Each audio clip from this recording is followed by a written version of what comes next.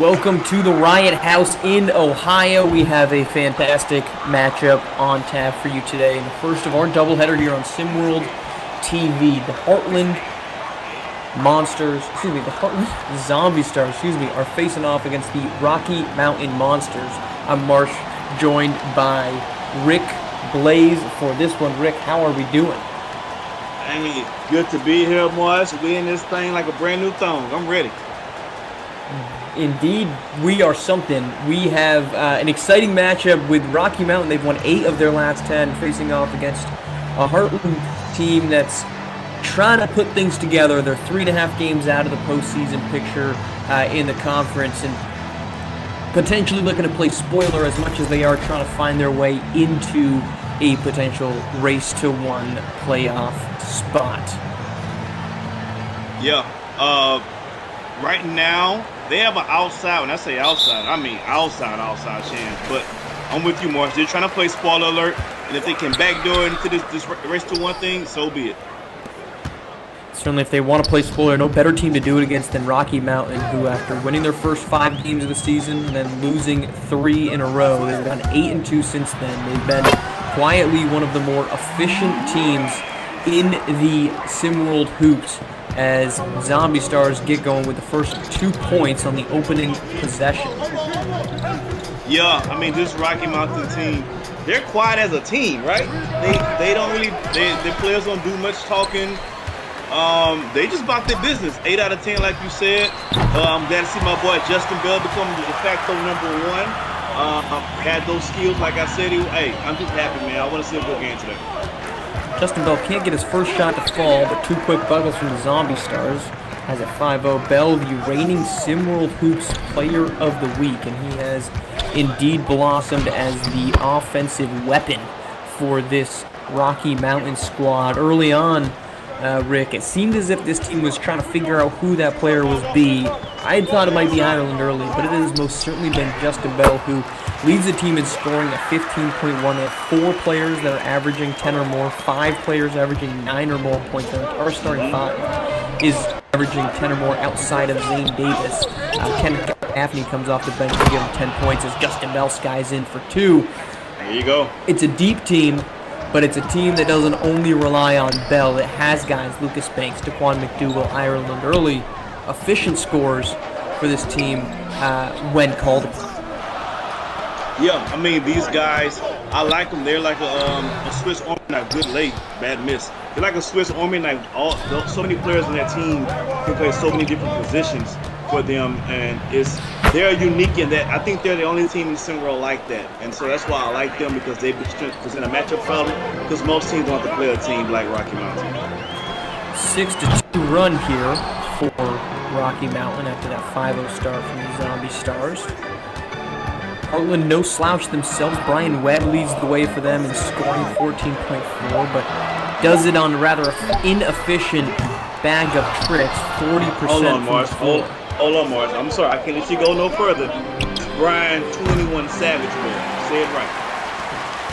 I'm not going to say that when you shoot 40% from the floor. All right. You just watch. Keeping an eye out. The other pieces, though, Carter Fields, 10.5 points. He'll be a big piece this afternoon. Expected to likely get the main defensive duties on Justin Bell. That's 2 points in the Monsters at their first lead. I'm gonna be anxious to see that those two go at it. Carter Fields can play some defense, and Justin Bell can play some offense. We can see which one's gonna win. Oh, thank you very much, by the way. Right back in Rocky Mountain, back down by 1 here, approaching the midway point of this first quarter. Is it just me, Marsh, or is it hazy in here? I feel like it's always hazy in the building, like there was just a concert that just let out right before the game started. It is the vibe of the Riot House, right? They nearly, or a fan tried to bite a player on opening night. Always have a concert going on ahead of time, and there's an alley-oop for 2. And that's going to be finished off by Renzo Bryant inside, or rather on the assist inside. I'm going to say this early on, these Zombie Stars look pretty efficient offensively. They're not one of the teams that score a lot of points on average, but they're looking really good. I don't know if I have to check my notes and see if Coach Skinny changed his lineup some, but they look different offensively than normal. Can't get that one to go is Justin Bell, tightly guarded, of course, by Carter Fields. That's gonna be a good matchup, Bob. Well, Fields has that 3-inch advantage, 30 pounds on the reigning Simworld Hoops Player of the Week. Good move. Then easily bounces they inside. Is balling. These guys in Zombie Land is balling tonight. I dig it. Carter Fields an easy 2.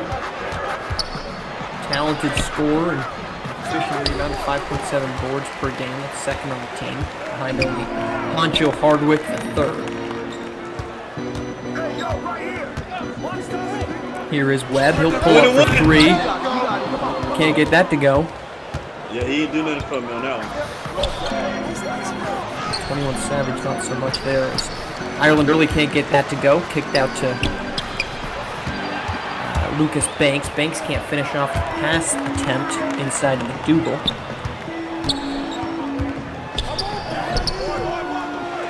Whoa.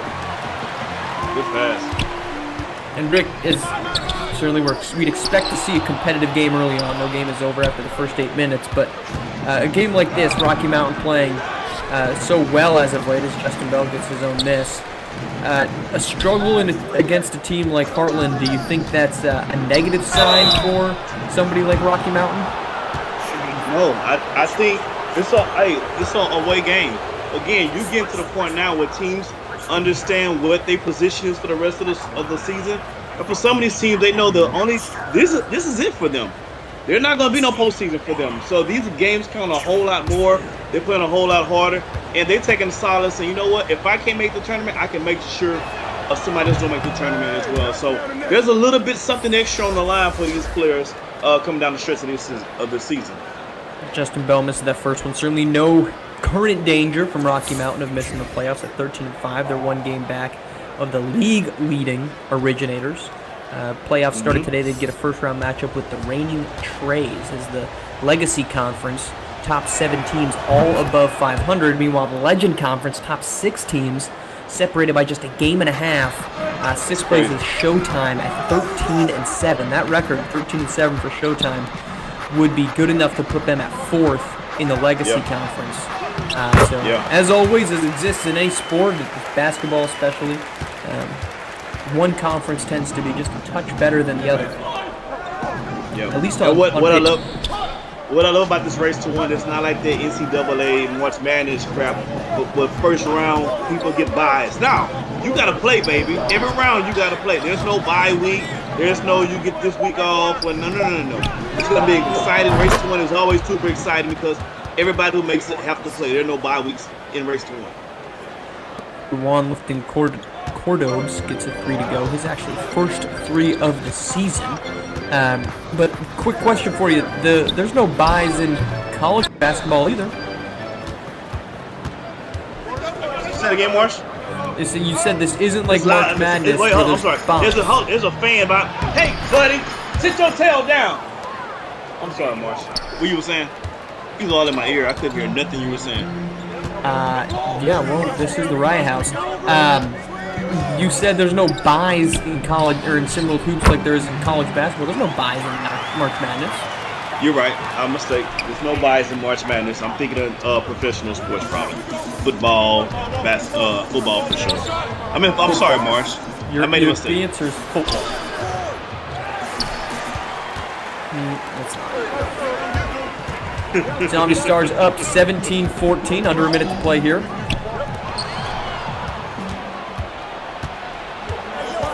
Intercepted inside.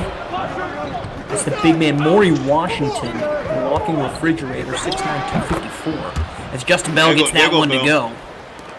And my producer just said a tasteless joke in my ear. I'm not going to repeat it, but it is really fun. I'm trying my best to hold my laugh in. I really want to crack up on that one. You know, Rick, that's just awful content. Let's just call this as it is. No one can hear what your producer's saying, so by saying my producer said something. Because I know someone heard me probably chuckle and I want them to know that I'm not losing my mind. Something was told to No me. chuckling That's why I'm in the Riot House. No chuckling in the Riot House. Rocky Mountain down by 1 through the first 8. Second quarter, Zombie Stars look to build on it coming up after this. I know what. Fatso better sit down behind me, though.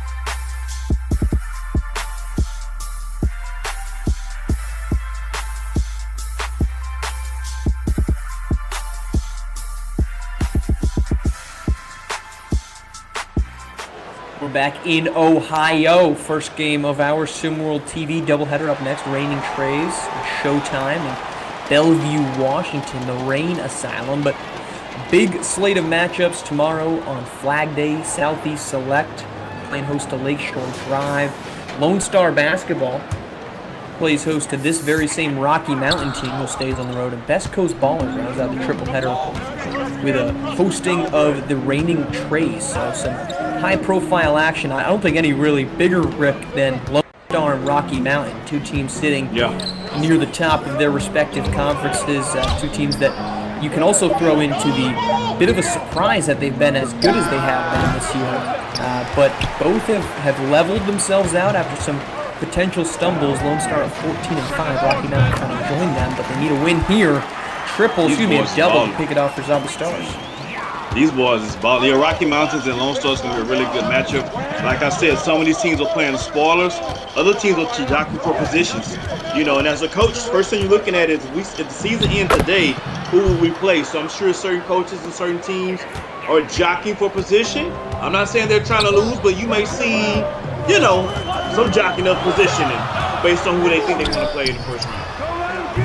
Well, Linton Cordoba, a second bucket to go. He's got 5 now off the bench for Rocky Mountain.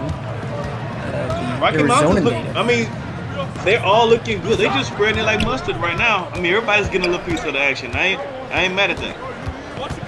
Spreading it like mustard. Spreading it. I didn't know where you were going with that, but you finished PG, Rick, and I'm proud of you. Hey, man, it's kids watching. It's a It's a family environment. That jumper won't fall for Rocky Mountain. What do you think, Marsh, is different about? What do you think is different about Zombies' offense? Why does it look so fluid right now? Well, I don't know that it does. I think that they're getting a lot of opportunity. Well, here's their defense has been really good. Really tough start from Justin Bell, 2 of 7 in that first quarter. Player of the week, who shot 65%, I think it was last week. He's got a slow start. So going up against non-set defenses is what helped Heartland in that opener. Now, they haven't looked efficient here to kick off the second quarter. But again, when you are not going up against a set defense and you get out in transition as they're about to, it's going to help you out more often than not. Okay. So you're basically saying Coach Skinner ain't doing nothing. There's nothing he's doing at all. But it's not what I'm saying. I'm saying his defense is leading to really good offensive looks. But right now here in the second quarter, they've really bricked things up. I don't think we've seen a single pass by them in an offensive set. I don't know the last time anybody's made a shot right now. Give it to Big Maury down there. Let the big fella eat now. Hamburger. Barbecue chicken. That's barbecue chicken right there. 254-pound Washington. Yes, Lord. That's a lot of barbecue chicken.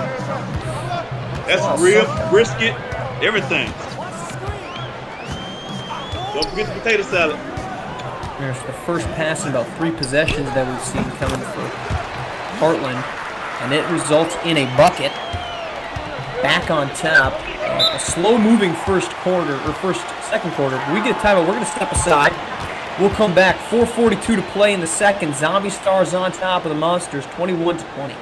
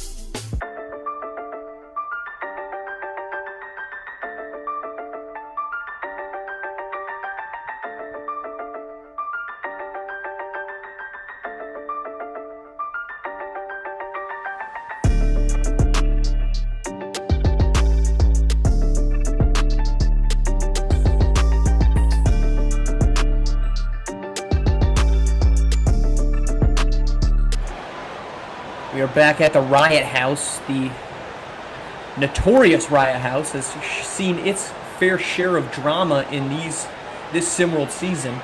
Of course, we mentioned earlier, they had a fan try to bite somebody, Rick, in opening night. Yeah. You mentioned the fans here behind us trying to find their way onto the broadcast. The smoke is somewhat cleared here since the first quarter, but it is one of the harder environments to play in for fans, and if you want to experience that, you can join SimWorld Hoops whether as a player or a coach. Currently, Rocky Mountain rocking with an interim head coach, so could be the one to get them all the way through to the championship potentially. Find your way to Discord, discord.gg/SimWorldNBA. Submit your application, play your coach down the line, potentially more. We're always looking for talented minds and athletes here. Make your way. See the game and be the game here with SimWorld Hoops. Second quarter, 4:42 to play. 21-20 on the Stars. I don't like the offensive set that Rocky Mountain has had these last few minutes. Hopefully they can get some more team ball working to get a good look. That's a good look there from Ireland early. He can't hit. Team leader with 49 three-pointers. And this tempo, I was going to say, it favors Heartland. This tempo definitely, Rocky Mountain likes to get out and run in space. I think they're top 10 in scoring. Heartland wants to muck it up. Heartland wants to make it ugly, grind it out. This favors Heartland, this tempo. Well, I think potentially the biggest thing here is Leighton Cordoba can't find a space, but a three-pointer falls. That's Zane Davis for the triple. His 27th made three on the season. Rocky Mountain, 3 players with 27 or more three-pointers now. Justin Bell with 27.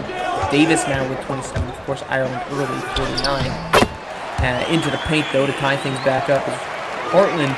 But for Rocky Mountain, this is the second quarter. We have not seen Justin Bell. He's at the scorer's table to check in, and we've seen that offense start to stagnate a little bit, as you had mentioned, without him on the floor. And talk about that's a recent development, right, Rick? That is not something at the beginning of the season that anyone expected Justin Bell to be the focal point of this offense. But on this last 10-game stretch, they've gone 8-2. Bell has really emerged. Correction, Marsh, I did. I expected the whole time. I've been saying it. When I saw them in practice before the season started, and once I got my receipts, I can pull out. I said Justin Bell in practice looks like KD-ish. He can get to his spot anywhere he wants on the court, and it's a good shot. Have him come as a Brandon Ingram type. So I didn't know if he was going to develop or if the coach was going to get an opportunity, but opportunity came and he stepped up for sure. Now, certainly not to discredit your philosophication or your telekinesis, you can never do that. Whatever it is, but all I'm saying is this is from a actual production standpoint. This isn't even early on in the season. We were not getting this from Justin Bell. Zane Davis takes the tough layup to fall. Well, what I'm explaining is the talent. I knew that what he had in his bag to become, and I didn't know. And I've been saying in the early episodes, Justin Bell needs to get more opportunities. Hey, he's getting more opportunities, and now it's coming to fruition. 26-25, under 2 minutes to play. And that is going to be Carter Fields, too. Carter Fields, 10.5 points per game, and Rocky Mountain getting their hands full here with the Zombie Stars as Heartland playing some of their best basketball we've seen from them as Ireland early is short. He continues to struggle from the floor. He's throwing a lot of bricks right now. Oh, good D. And that is some tight defense. No foul called there. Not a lot of whistles in this one. Hell, you can't see. If you're the ref, everything's cloudy. Your judgment is cloudy too. I don't know what's going on. Certainly not advantageous as the block there. And these lack of whistles as Ireland early misses another three continues to keep Justin Bell on the sideline. Who do you think he is, Brian Ruel? He needs to shut it down. Kirby Ordway from the free throw line gets that to go. 5-point lead here. This ties the largest lead of the game for Heartland.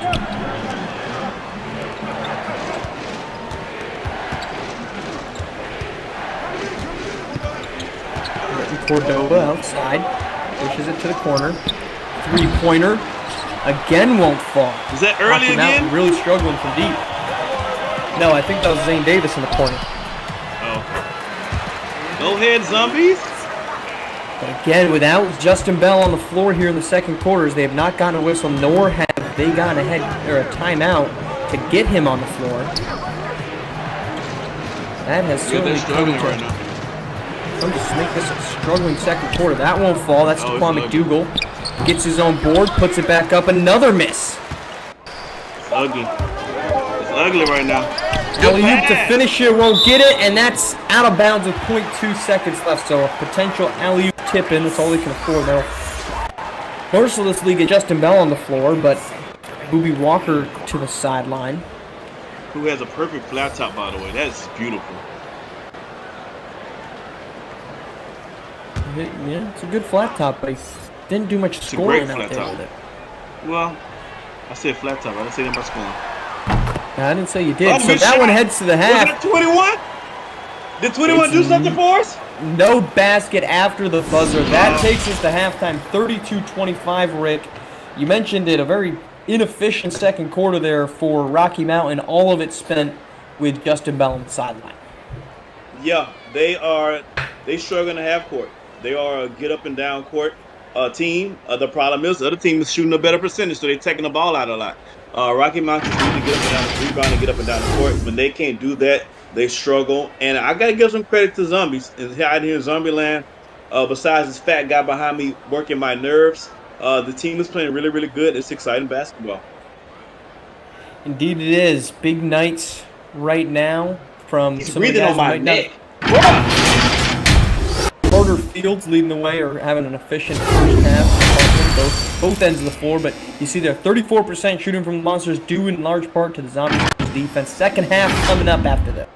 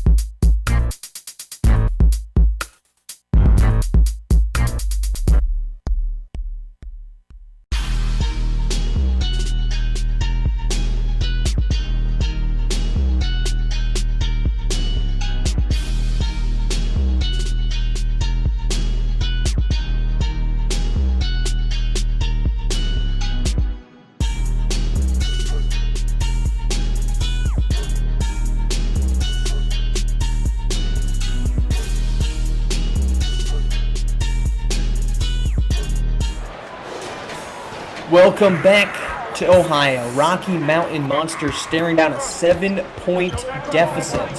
Zombie Stars up 32-25 thanks to suffocating defense.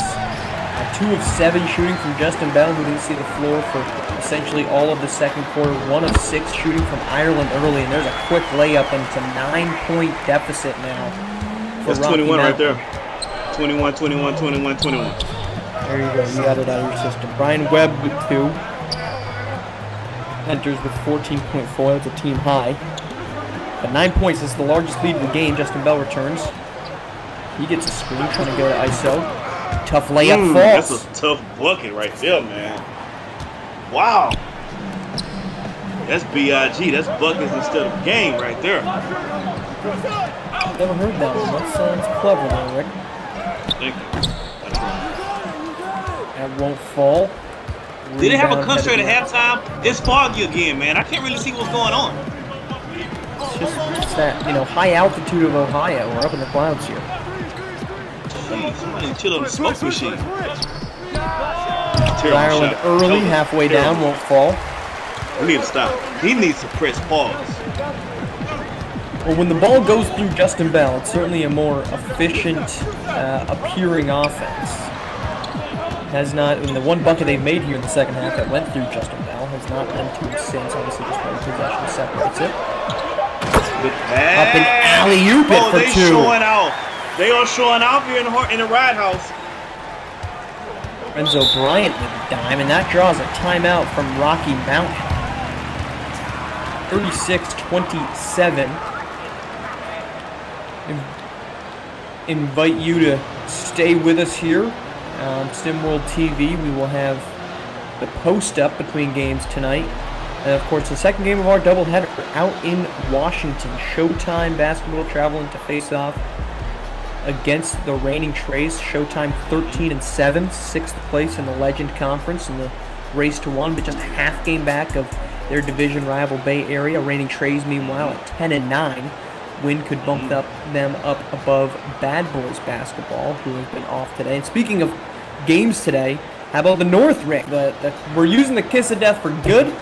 The North beats Europe 71-60. That's their second straight game. March, you're using your powers for good. I'm so proud of you. I don't know how long it's going to last, but right now you got the North on a 2-game win streak. Everyone came into the game talking about the new coach for SimWorld Europe and his new look, team, and scheme, and the North was having none of that. The end for the North means not today. Not today, Mac Attack. And a good game again from Alex Rodriguez. 17 points, I think it was 4 rebounds, 4 assists. That comes after a really nice, I think, 32 over the weekend at Oceania when they stunned Oceania in Australia. Alex Rodriguez is putting together a nice little stretch of basketball right now for teams. 17-4-4, added a steal, 7-16 shooting for Rodriguez. Yeah, man, they let my man cook right now. And for teams like the North, teams like Africa, teams like Middle Eastern, when you know you're not going to the playoffs or the race to one, man, try these new guys out. If these young guys get a shot, give them more clock, give them more scoring opportunities. You have nothing to lose to see what you have for next season at this point. So I can appreciate the North letting Alex Rodriguez just do his thing. Let him ball out the rest of the season. Good cut there from Kwame McDougal, Lorenzo Bryant to the rack. Planters, anyone? He put his planters in the man's face. Not so much for this being a kid's show. Inside to Justin Bell. Going to work, little spin fade, can't get that to fall, rebound to early, kick out to Bell, wants a shot deep 2, halfway down, and the jumper is just not falling for Rocky Mountain. Yeah, and I have to say, all his jump shots, all his shots have been tough shots, even the ones he's made. So great defense by Heartland. I think this scrappy, free-flowing offensive Heartland team was a team we expected to see all season. I think the team I expected to see really, really muck it up on defense, and then just anybody whoever get hot on offense, and that's a 24-second violation for the big fella. I thought we were going to get a foul call there. One of the most rare things in Simworld hoops is a shooting foul. Well, in this game, checks out. It hasn't been much. Thank you. It's going to do them a favor. Gaffney Ward checks in. Brian Webb out in for Randolph. As McDougal to the rack, can't get that to go. His own board and somehow doesn't go up hard. Instead, he gets blocked. Hey, man, this Heartland team playing with a lot of heart, man. I can dig it. Shout out to Coach Skinny. Getting these boys ready to play.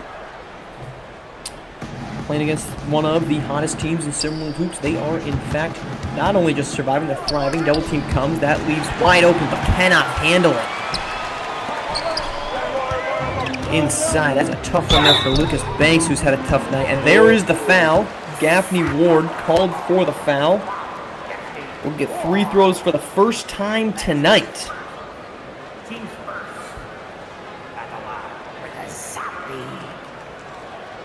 38-29. Opportunity to push this lead to double figures. I'm going to say this, Marsh. They haven't won at home in a while.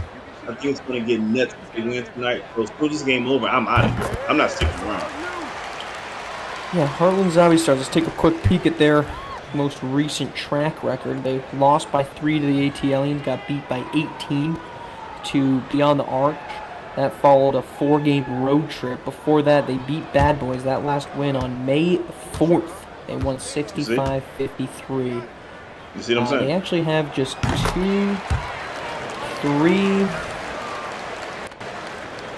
4 home wins on the season. Though coming against good opponents, Indy Stripes to begin the season, Run DMV in April. And then they go Justin Bell.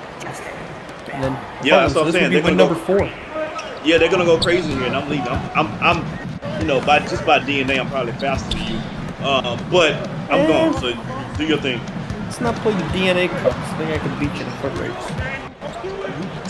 Set it up, Yale. Set it up, Marsh. I will. That one I feel pretty confident about, Rick. The Flash versus Marsh in a foot race. Let's do it. Set it up. You keep thinking that there, Richard. Justin Bell gets blocked at the rim. Offensive putback won't fall.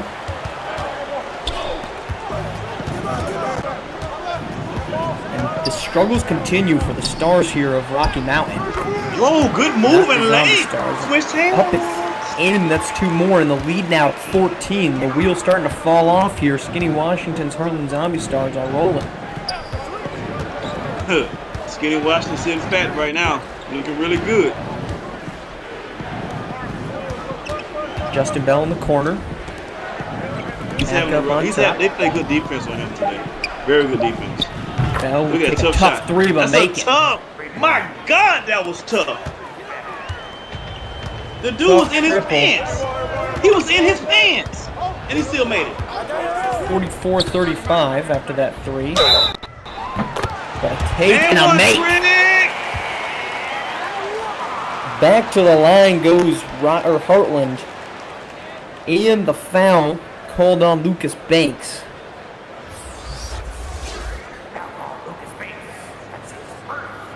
And yet again, Zombie Stars are just answering the bell. Their defensive intensity tonight has been impressive.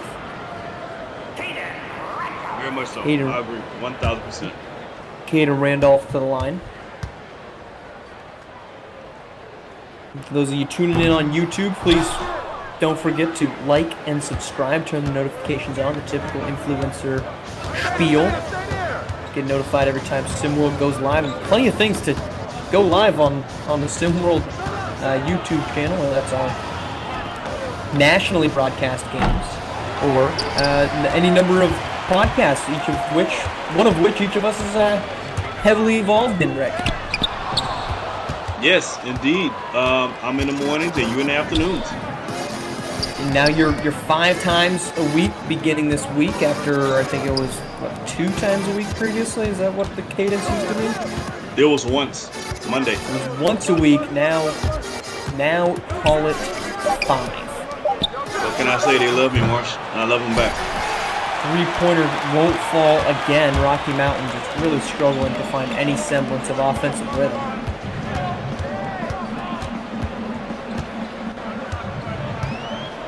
Rick, the third quarter winding down. We got 10 minutes of basketball left. Alley-oop up and in. 13-point game now. What, outside of the obvious, shooting the ball better, what does Rocky Mountain need to do here? Pray. They need to say a little prayer at the end of the quarter. They got to get some stop defensively. That's the only way they're going to get out and run, which is what they want to do.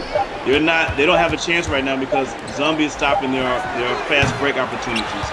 So they need to get some stops so they can get some rebounds and get some fast break opportunities. But if they can't stop like this, then they're not going to have a shot to win this game. 1:20 to play. That's a 3-pointer, won't fall there for Heartland. Chance now to cut it to cut it to 10 with a triple. No activity right now though. Inside, alley-oop won't fall even. Zane Davis won't fall. I mean, this is just an atrocious offensive sequence, but let's call it how it is. The Heartland Zombie Stars have just been playing exceptional defense in this game. They're playing really, really well. They're making, and it's turning into good shots on offense. This is as good as both sides of the ball I've seen Heartland play all season. To the rack goes Lucas Banks. He gets that to fall. Finally stops the bleeding of that run.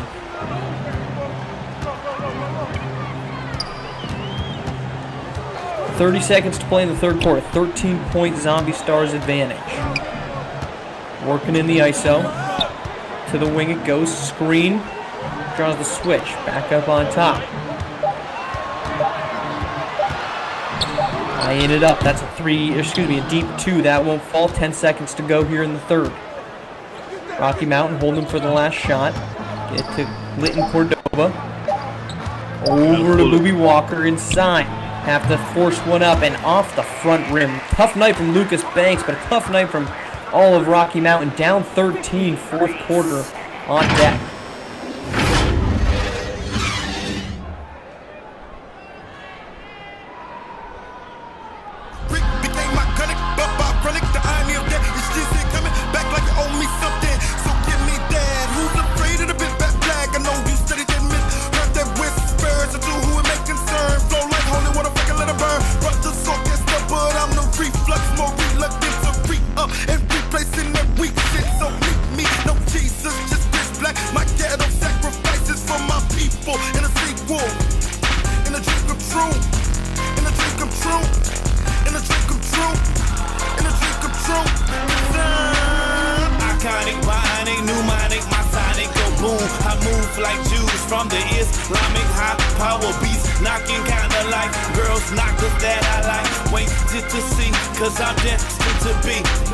Iconic, bionic, pneumonic, my sonic go boom. I move like Jews from the Islamic high power beats, knocking kinda like girls knockers that I like. Wait to see, cause I'm destined to be.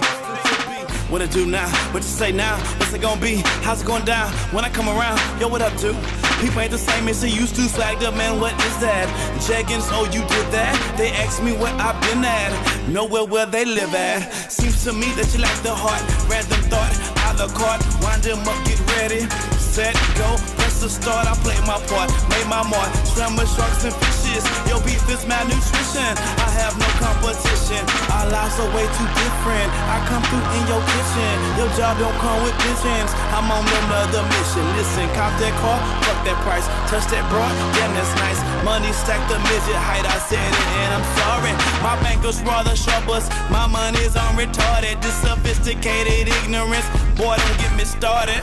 Iconic, bionic, pneumonic, my sonic go boom. I move like Jews from the Islamic high power beats, knocking kinda like girls knockers that I like. Wait to see, cause I'm destined to be. Iconic, bionic, pneumonic, my sonic go boom. I move like Jews from the Islamic high power beats, knocking kinda like girls knockers that I like. Wait to see, cause I'm destined to be. I'm destined to be. I'm destined to be. I'm destined. We're back fourth quarter in the Riot House. A defensive showcase being put on by the Heartland Zombie Stars, holding Rocky Mountain to 34%. Only somewhat decent night has been Justin Bell, but he's 5-14, I believe, as entering the fourth quarter. And two more for Heartland. Pushes the lead to 15, Rick. A game that's just was competitive for the first, but the intensity being played by Heartland is just far superior to anything that Rocky Mountain is putting out there. Agreed. The effort is there. The effort is the reason why. Look, even with that shot that Justin Bell made, two Heartland guys came in close in and contested the shot. They're playing really good basketball today, and they deserve to win, hands down. 13 points, 7 minutes to play. Ireland early has had his struggles as well. 1 of 7 is a foul called there on Booby Walker. All foul calls in this game, Rick, have been on Rocky Mountain. None called on the Zombie Stars as Young heads to the line for 2. Rocky Mountain has been the most aggressive team. They go into the basket pretty much on every play. You would think Monsters would adapt that because they're only shooting 29% from the three-point line in this game. So someone should be taking the ball to the basket for Rocky Mountain, but apparently they didn't get the memo, so they're still chalking up threes right now and on the verge of losing this game. Plenty of threes, not a lot of makes. I think just 4 of, I believe it was 12, 4, 15, something in that range entering this fourth quarter. So inefficiencies all around for Rocky Mountain. I beg your pardon, that is Carter Fields to the free throw line. Second one up. Shout out to Coach Dre, man. I see you on the YouTube, brother. I appreciate the compliment. I'm always watching. I got ears, eyes, and ears everywhere. I'm always watching. I'm lurking at all times. 15-point ball game, 7 minutes to play. Here's DePaul McDougal to early inside. 6 seconds to shoot. Shout out to the big guy sitting behind me, Morris. He went to the bathroom and has not came back yet. Thank God. Can we check on him and check on the stall that he's in? No, he's good. Leave him be, Morris. Kirby Ordway up top. 3-pointer there for Ireland early. His first 3 of the game. And Rocky Mountain trying to string together some stops, some buckets. There's Booby Walker. Can't get through Carter Fields, and there's a foul called on Fields. That'll send Walker to the line. That's a good foul, First though. foul I like here. that. I like that. Make sure there's no N1 opportunities. And you see how Carter Fields look? You don't mind messing nobody else's face up. Jeez. Rude. Chance for 2. Cut it down to 10. Booby Walker to the line. Gets the first one to fall. I had a friend named Booby growing up. Did you? Yep. Nickname or real name? Nickname. We named it. We called him that because we couldn't say we wanted to say it to his mom in her face, so we just called him Booby. Interesting approach. Creative kids. Yeah, I guess you could call that.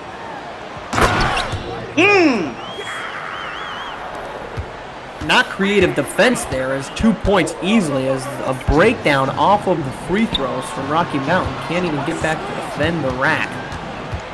And shout out to our PA announcer. He's losing his damn mind every time they score fucking over there.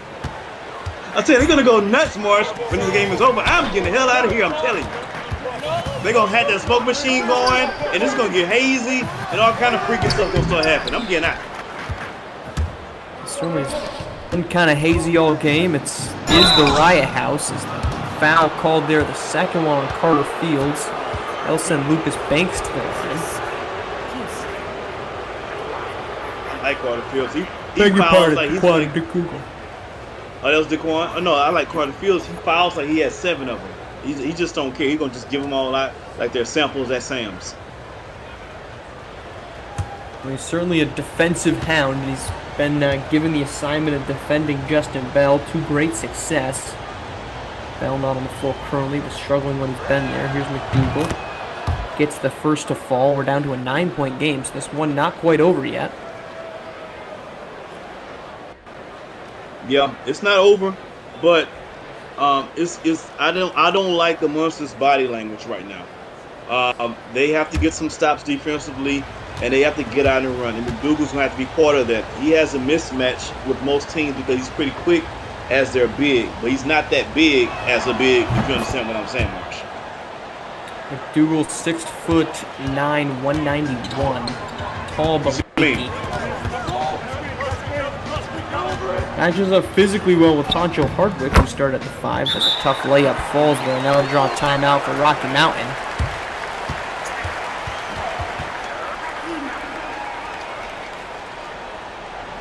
Ten-point game here, 5:32 to play in the fourth quarter. Again, invite you to stick around. Second game of our doubleheader out in Bellevue.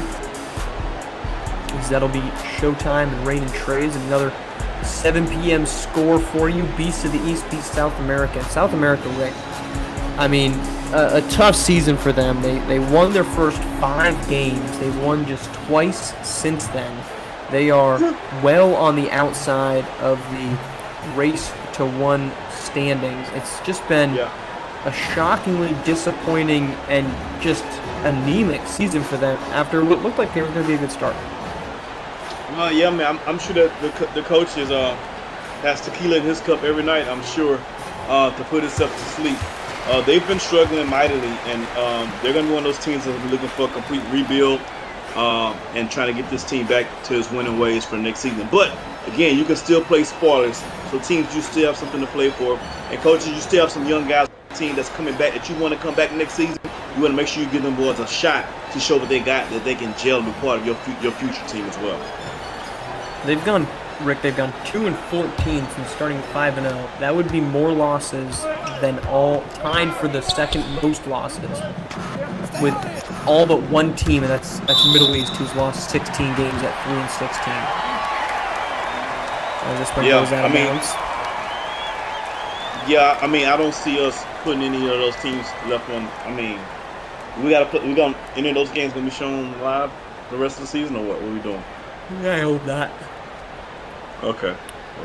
Unless you're, I mean, look, if you get a chance to watch Beasts of the East, it's a talented basketball team. If you get a chance to watch them, then hey, I'm all for it.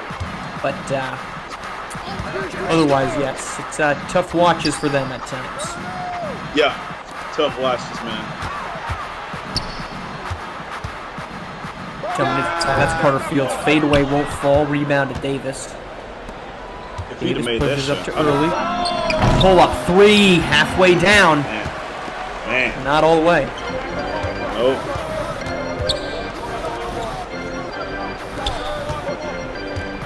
And was even more surprised that Zombie Stars is doing all this without 21 Savage. Never mind. 21! Can you do something for me? Brian 21 Savage Webb. I got this, Marsh. Relax. Webb makes his first basket of the game. I'm glad you got to celebrate. 61-48, 4.5 to play. Rocky Mountain as a 3 falls for Ireland early. The top scoring team, actually, in SimWorld Hoops. Rocky Mountain 75.5 points. And they are not likely to get there. Nope. They'll give up 75 before they score 75. The last time they scored under 70 points was against Europe on April 22nd. They won 66-64. They might not even get to 60 at this point. No, and the game's over. Did you see that last offensive possession by the Zombies? They just straight hustled them for the bucket, man. That's when you know the team is defeated morally right now in this game. It's over with. Rebound there from Booby Walker, gets it to 53-63, down 10. So while in theory this one is not completely out of the realm of potential comeback. Yeah, good thing we don't live in theory. As there's the layup, and this thing just feels, yes, in reality it feels like this one is decided. Rocky Mountain has just not looked competitive in this one. Offensively, they've struggled to find any semblance of rhythm. But the credit where credit's due, Zombie Stars have come in and played a phenomenal defensive game tonight. Absolutely. Shout out to those players. Shout out to Coach Skinny. The game plan definitely worked. Coach Skinny, I think this should be the game plan for the rest of the season, my guy. Yeah, put Carter Fields on whoever you don't want to score, and he will gladly take care of it as the fadeaway falls. Brian Webb gets two that's more. 21 Savage, March. Get it right. I'm not calling him that. Okay. Intercepted. Heads the opposite direction. This score holds, which there's two more from Renzo Bryant. This feels likely that it will, so a win here for the Zombie Stars does move them to 7-14. It would be then 3 games back of Beyond the Arch for the final play-in spot, or the final not play-in spot, but the 8th seed. But of course, this is a crowded team. They would have to jump 6 teams just to get there. So they get help from Europe falling, but will need quite a bit more. Yes. It's 2 more as it balloons to 18 points now with 2 minutes to play. 21 Savage got that ball on the string right now. Lucas Banks wants 3. He is not going to make that one. Lucas Banks has just 3 made threes on the season. A surprising outcome, Rick, because this is a team, Rocky Mountain obviously is a 3-point falls. Can you do something for me? 21. Can you do something? 21. 21. Can you do something for me? There you have it. Zombie Stars up now 21, unfortunately for everyone. But, Rick, this is a Rocky Mountain team. I think the most surprising part, not only are they the leading scorer in SimWorld Hoops, but they're an efficient scoring team. Daquan McDougal, 66%. Booby Walker, 59%. Maury Washington, 50%. Lucas Banks and Justin Bell and Zane Davis, 54%. That has not been the case tonight at all. No, Zombies, got to give them all the credit. They came in, got real physical with them. The refs let them play. And Zombies contested every shot. No shot was uncontested by them. And, you know, what really hurt Rocky Mountain, the 3 wasn't falling for them tonight. And they were not able to adjust. The 3 wasn't falling, but they were steady shooting. And so it really put them at a disadvantage. And before you know it, 21, and the Zombies took off. They took off and they never looked back. Defensively, they've been incredible tonight. And offensively, a great night from Carter Fields. Kirby Ordway had an efficient first half. Rick, your player of the game, if you had to go with somebody. I have a feeling I might know where you're going, but let's hear it. No.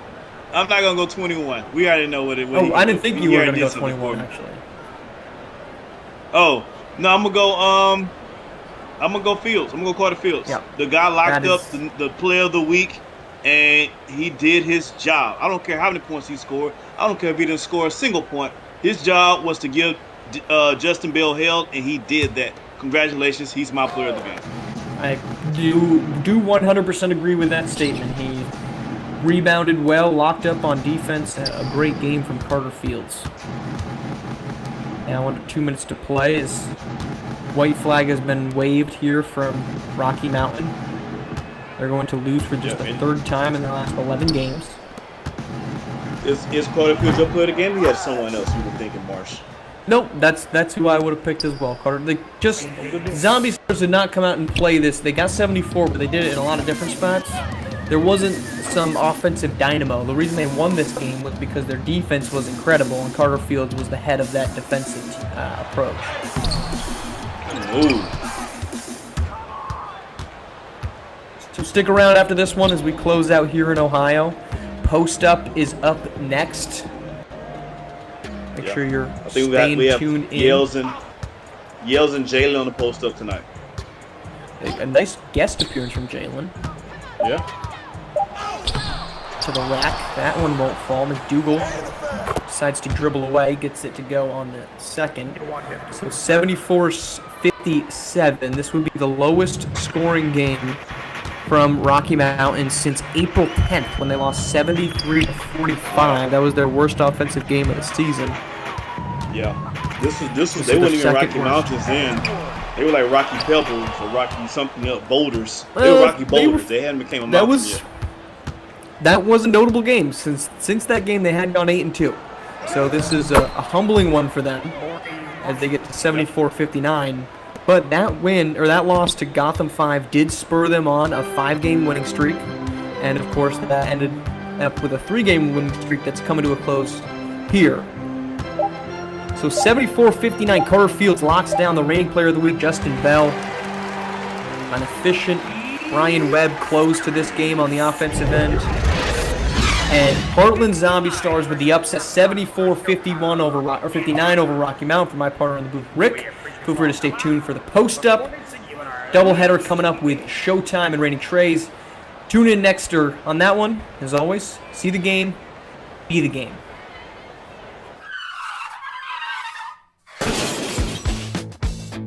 SimWorld presents Around the Table with E and the Fat Man. What's up, everybody? This is Big Bob. And this is Elava. And we are the co-hosts of Around the Table with E and the Fat Man. Around the Table is the SimWorld Hoops podcast where Big Bob and I give our takes on various sports around the world. Make sure to tune in every Sunday at 3 p.m. Eastern Time to hear our takes. And don't forget to join in on the conversation with us on Discord at discord.gg/SimWorldNBA. And make sure to follow us on Twitter and YouTube at SimWorld4K. And as always, see the game, be the game. Later, folks.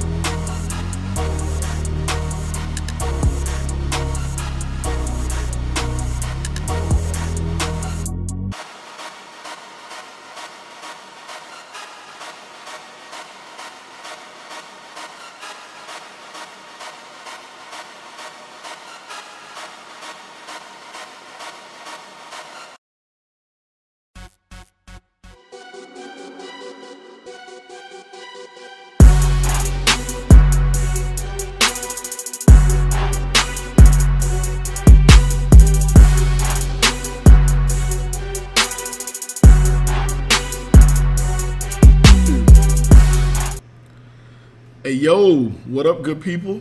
We're back again with another episode of the Post Up. I'm here with my main guy, Air Jalen, if y'all don't know the code word. Y'all may know him as Jalen, but we know him as Air Jalen. What up, Jalen? What's up? It's good to be back on the Post Up. Man, it's good to have you back on the Post Up. We're not going to waste any time, though, man. We're going to get straight into it around the league. We just watched quite a matchup.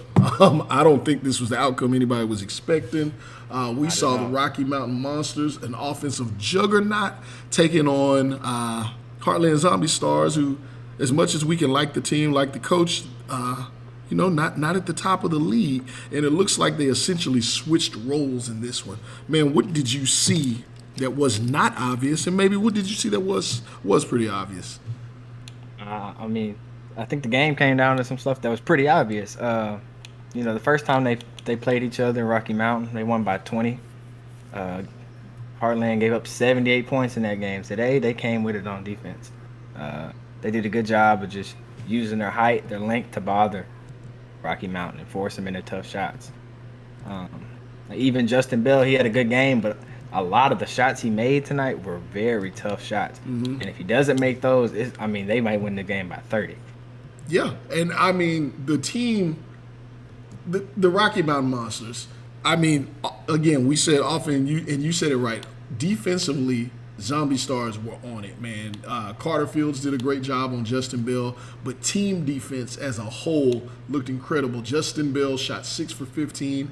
Ireland Early, 4 for 13. We can go through it. Barely anybody shot over 50% here. Who else we got here? Gaffney Ward 0 for 4. But what stood out for me, I don't want to take anything away from Heartland, but there's a little part of you feel like Rocky Mountain, they were just missing some shots that they would normally hit too. Ireland Early never is going to miss that many wide open jumpers, in my opinion. Yeah, but I don't think it was enough. Even if you make some of those, today was just Heartland's day. They came with it. They made it tough on Rocky Mountain. Rocky, they're the best when they can drive the ball in the paint, play inside out, and they did a good job neutralizing all that. They held down the paint and for the most part contested all the outside shots.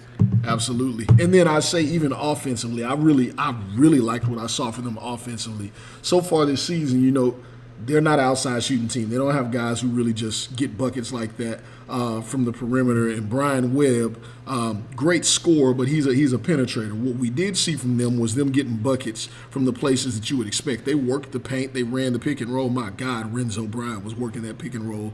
We saw more of him in Carter Fields than I've ever seen. And they took their time and were methodical and got good quality buckets, right?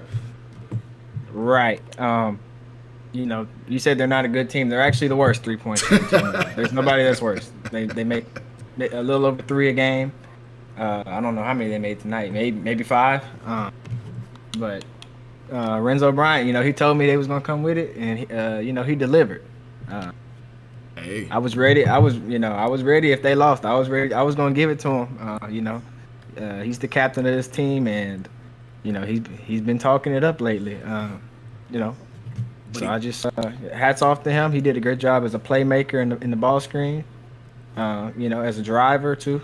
I think he did what needed to be done tonight. Great leader. Love that kid, Renzo Bryant. He's gonna have a great future. He's got the right attitude.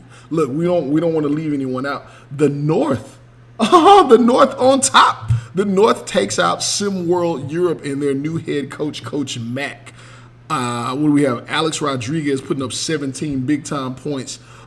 Bradley Antoni, I think I'm saying that right, 14, 6 for 8.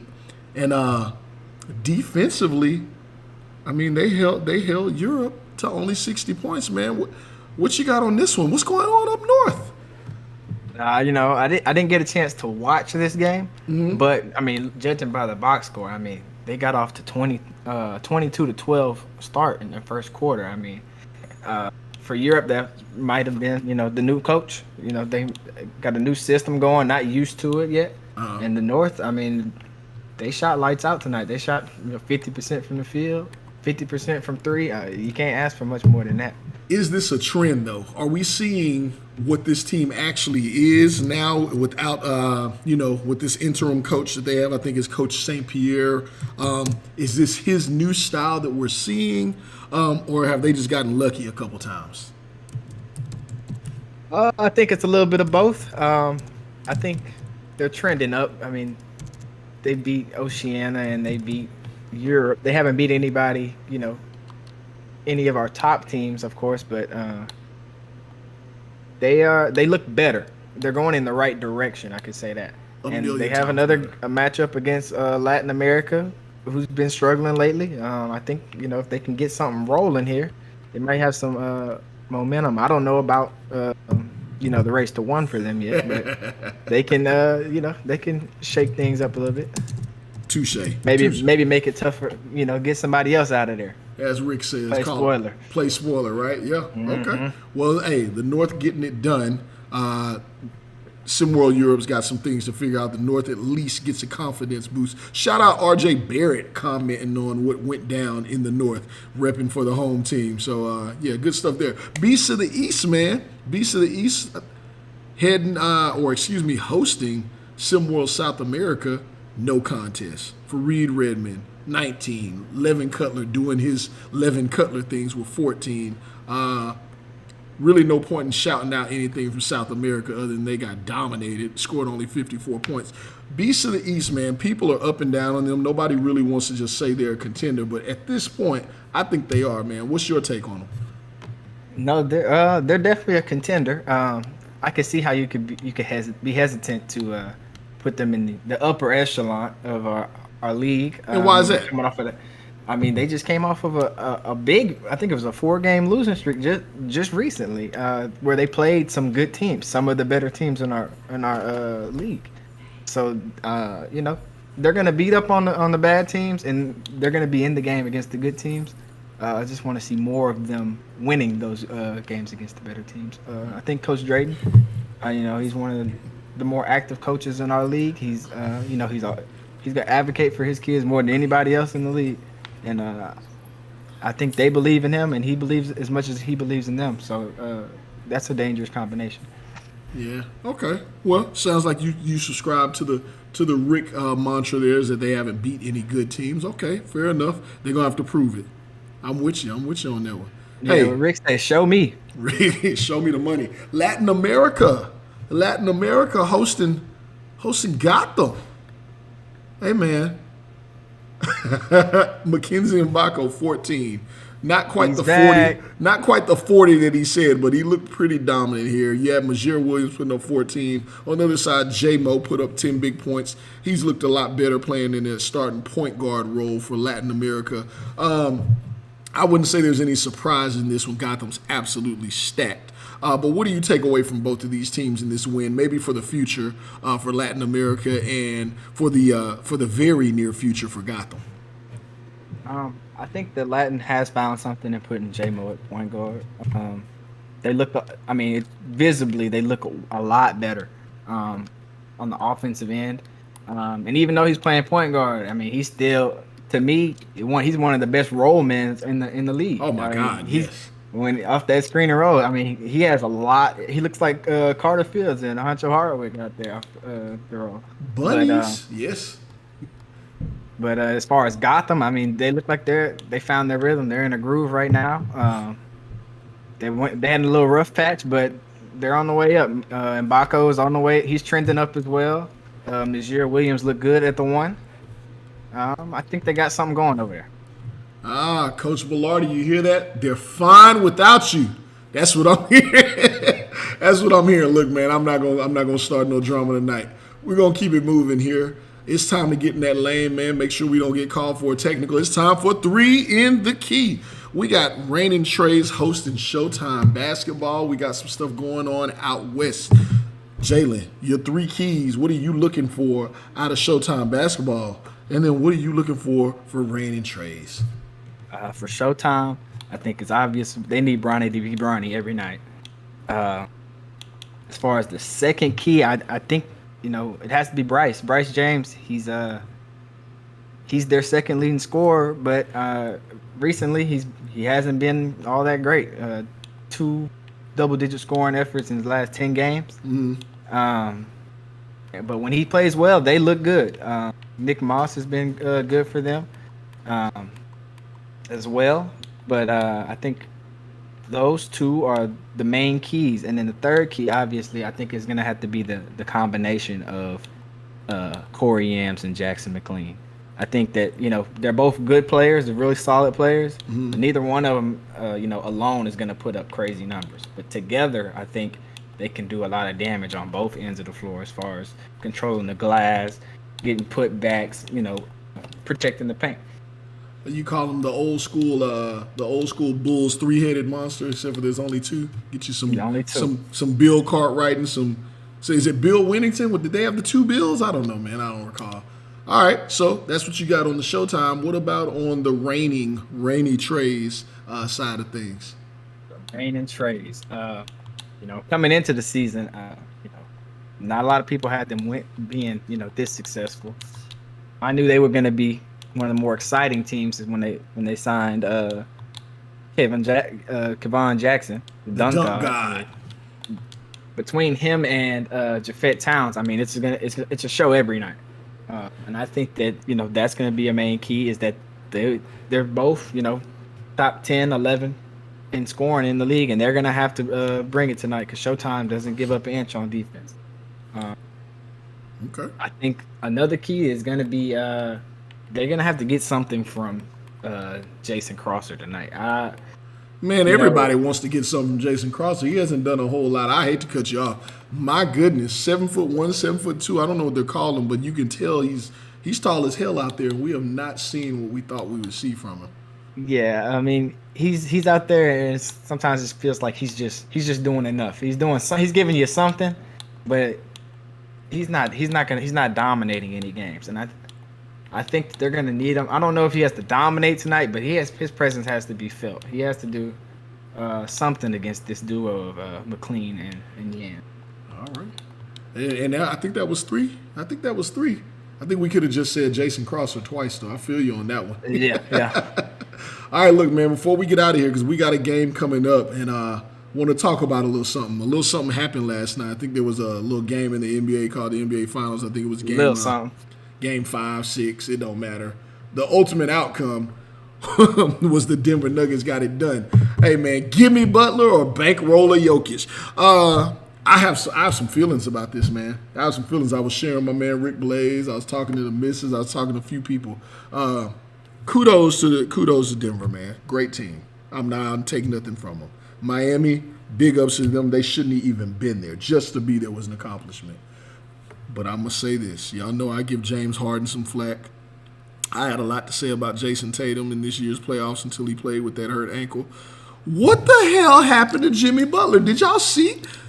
Was he trying to throw the game at the end? It's like, hey, I'm going to keep y'all in it, but then I'm going to throw it. That jumper with 15 seconds left on the shot clock, a turnaround 3. Jalen, what's happening there? What was he doing? I think that's something that that's a reoccurring theme with Jimmy, though. I mean, the way their season ended last year, I mean, it's a pull-up 3, in transition, but he feels like he's the guy. Everybody feels like he's the guy. He is the guy, right? Yeah. And sometimes the guy's gonna do what he's gonna do, and you just gotta live with it. Without him, he's not. They don't get out the play-in game. So, you just gotta live and die by your stars sometimes. Overall, though, I think the Heat just, they hit their ceiling. They were missing Tyler Hero, Victor Oladipo. I think those 2 people that could have helped them a lot in that series. But they did what they had to do. They beat the Bucks. I mean, they beat the Celtics. In an amazing series. Cleaned up the Knicks. But with so many injuries and having to come through the play-in game as the AC, there's only so much you can expect from them. Not to give them an excuse, because you're there in the finals, but when you go through all that, and then you got to run into, the monster that is Jokic and Jamal Murray. it's a tough ask. Hey, they were not the better team. I think they know they were outmatched. Rick brought it up. Siege brought it up. I think Charles Barkley said it. So I'm pretty sure they knew they were outmatched. But all I'm saying, I think production hit the Gimme Butler on this title, because what I recall for Jimmy Butler is he had Grant Williams on him, and I remember Grant Williams probably has him by about 25 pounds. There's many other times in his career, and he took them into the paint and said, "Get off me. Give me Butler. That's Butler. Give me that Butler. Not turn around three with 15 seconds on the shot clock. Abysmal." Before we get out of here, bankroll of Jokic. Yo, drafted during a Taco Bell commercial. No one wants to give him props. LeBron picked him last on the All-Star team. Everybody wants to jump on the bandwagon at the end of this season here, but I still don't think he gets enough praise. I personally think he's a top 3, top 4 center of all time. And that's hard for me to say because I come from the era where I like the big banging guys that just push you out the way. But, hey, man, where do you stand on Jokic before we get out of here, Jalen? Before I give my take on Jokic, I want to know where you think he finishes above Hakeem? Nah, hell no. Okay, but here, absolutely not. But I will say, I was having a conversation, and unfortunately, I would have never thought that I would put him at number 3. I didn't get to see Kareem and Wilt and all that. I didn't get to see him. I'm sorry, I can't put them in there.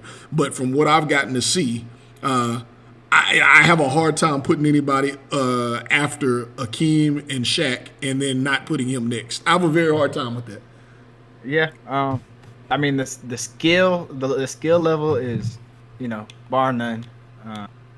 And I just think the overall production, the numbers, you can't argue with anything with any of his numbers. Like, he's obviously dominating the game. Jalen, let me say this. I'm sorry to cut y'all too. I normally will. I'll argue with numbers because stats are stats, but those numbers are so monstrous. Yeah. Those numbers, yes. Yeah. Well, look, man. Good having you on. I know if the world doesn't know, Jalen will be on much more often. We got the Post Up crew. We got some new formats rolling here on SimWorld TV. So you guys stay tuned for all the pods. We got some more pods coming, or some more shows coming for you guys. I'm not gonna put that info out there, but shout out to Maestro. Shout out to Maestro, big. Oh, he got dirty. He didn't get dirty enough today though. I know he's gonna get real dirty. He gonna dirty it up. We know he's gonna do it. Shout out Maestro. Shout out Rick Blaze. Shout out Marsh, Big Bob, E. Jalen, you, hey, for no one to know, shout out Sam. Sam doesn't get any love on these shows. Sam making us look good out here. Hey, man, shout out the whole SimWorld team. We got a matchup here from Showtime heading into the Rain Asylum to take on Rain and Treys. It's going to be a good one. Until next time, we out of this thing. Peace. Peace.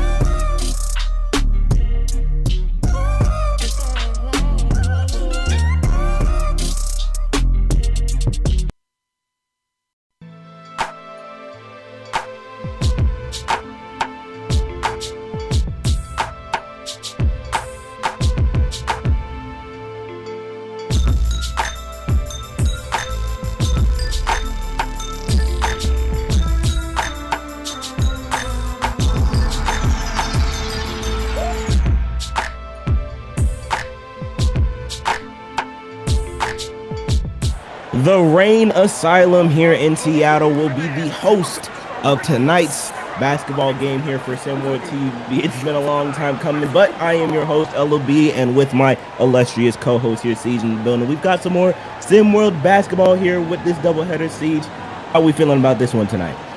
Oh, I'm excited. I was telling you earlier today, I mean, this is one of my favorite arenas. I know the court was donated by the old Supersonics team. That's why they got kind of a tribute to him going. It's just, I love the atmosphere. I love the tribute to a team that's been gone for a while. I love being here, and we've got two great teams to watch.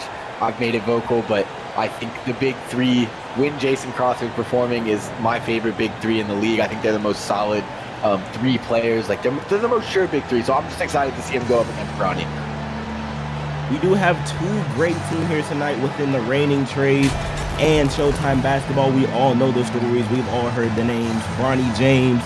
But there are a lot of people on this Showtime basketball team, you know, that you definitely got to look out for. And one, Corey Yams, Nick Moss, Jason McLean has been stepping it up in these past couple of games. And in the reigning Treys, they have a lot of great players too. Japheth Towns, Kevon Jackson, Jason Crosser, and you mentioned earlier Nick Bill. How big is his impact in a game like this? Well, recently he's really been stepping on the scene a little heavier than I would have expected him to, but I'm excited to see if he continues. I know he had one game not too long ago against Cascadia. He put up about 15 points on 7 for 8 shooting from the field. I want to see if he can continue that kind of output and be another guy for them. Oh my God. Well, Bronny James with the finish. But yeah, it'd be interesting to see if Nick Bill's impact can be consistent for them. Another thing I want to watch for that we're seeing, we don't usually see this from the reigning Treys. They must have made an adjustment. They've got Trevion Sherwood starting at the 5. Looks like Jackson's gonna Crosser's gonna run the 4 here. I wonder if that's gonna affect their offensive scheme, what they do. That'll be something to keep an eye on. This should change up their gameplay most definitely, as we've had buckets traded back and forth there early on. Here's Bronny driving to the basket and getting the easy bucket to go there. He's got the first 4 points here for the Showtime basketball team. Yeah, well, that's right on brand for them. You know, and one thing storyline always for Showtime is who, if anyone, is going to show up next to Bronny. Nick Moss has been balling out recently. Bryce James, second leading scorer, but he does have games where he's not quite there. It looks like he's going to show up today as he knocks that one down, but I think that's always the story you want to watch for Showtime is who, if anyone, is going to show up next to Bronny. And that's a huge thing. You know, you've always got your Batmans of the team, but who's going to be that Robin to step up on the floor whenever you need them to? Reigning Treys here, missing another bucket, and in the hands of Moss as he's kicking it up here. They're trying to run it in transition. I noticed that Showtime runs very quickly. You know, they have a very... Whenever they get into their sets, it can be slow paced, but most of the time we see a Showtime basketball team that runs a lot in transition. How... You know, that type of pace and that type of game, how can that wear down a team over the course of a full game? Yeah, absolutely. I mean, it comes down to conditioning. If you got a well-conditioned team and they can run the whole game, I mean, odds are you're going to tire the opponents out, you know, running with them the whole time. But what comes with that is for you to be able to do that, you have to play good defense. You know, for example, we're watching right now. Reigning Treys gets a bucket, they get to go back, set their defense up. You can't really run on it. So really, to be a successful team wearing the other team out and running like that, you got to play great defense so that you can get those fast break opportunities. Bronny James with the contested shot in the finish here. 9-4 here early in this first quarter. Reigning Treys, what are their keys? What are we looking for as far as them, as far as, you know, what they need to do to make this a good game? That's a beautiful floater there. Well, right on you asked me what the key is, and I believe I was talking about this last time we were chatting, Elo, but I think what the reigning Treys is, everyone knows Japheth Towns is going to be the best player on the floor for that team in every game. And in a lot of games, he's going to be the best player on the floor for either team. What I think, though, is Kevon Jackson has an ability to take over a game, and like there are games where Kevon Jackson is arguably the best player on the floor for them. And I think that's when the reigning Treys are at their best. Because I was telling you, I think Japheth Towns, when it comes to having a bad game or a quote-unquote not, you know, as good a game as he usually does, has a much higher floor. So if you've got Kevon Jackson taking over and being a number one type guy, then you've got another number one in Japheth Towns who's still going to get his. So that, I think, is the key. If Kevon Jackson can get going and have the kind of game you would see out of a number one, Japheth Towns is going to be right behind him. and it's hard to stop both of them when they're at the top of their game. And that's a key. That's a huge key in them being able to get this win. We do have a foul here by Kevon Jackson. You mentioned him earlier, and that's going to send Bryce James to the line. Now, you mentioned before, Bryce is one of those players where, as you're watching him play, sometimes he's on, sometimes he's off. Where does he fit? You know, there's a lot of players, a lot of star power on this team, a lot of players who can produce points on the Showtime basketball team. But where does he sort of fit into this scheme? Well, here's the thing about Bryce, and I was saying earlier, we talked about there are games where he doesn't seem like he's quite fully there. You got to keep in mind he's 15. He's still developing his game. He's still developing his awareness on the court, all those kind of things. He has a great jump shot. He can knock down shots. He also is a big body. He's a big body at 15 for a guy who plays the wing at 6'5". He's just going to keep growing. I would like to see him develop his kind of post game a little bit, his face up post game. When he gets those smaller guards or wings on him, to be able to use that size. I think he fits in where he could be a number 2. I think ideally you want him as like a third option because he's a great third option to have.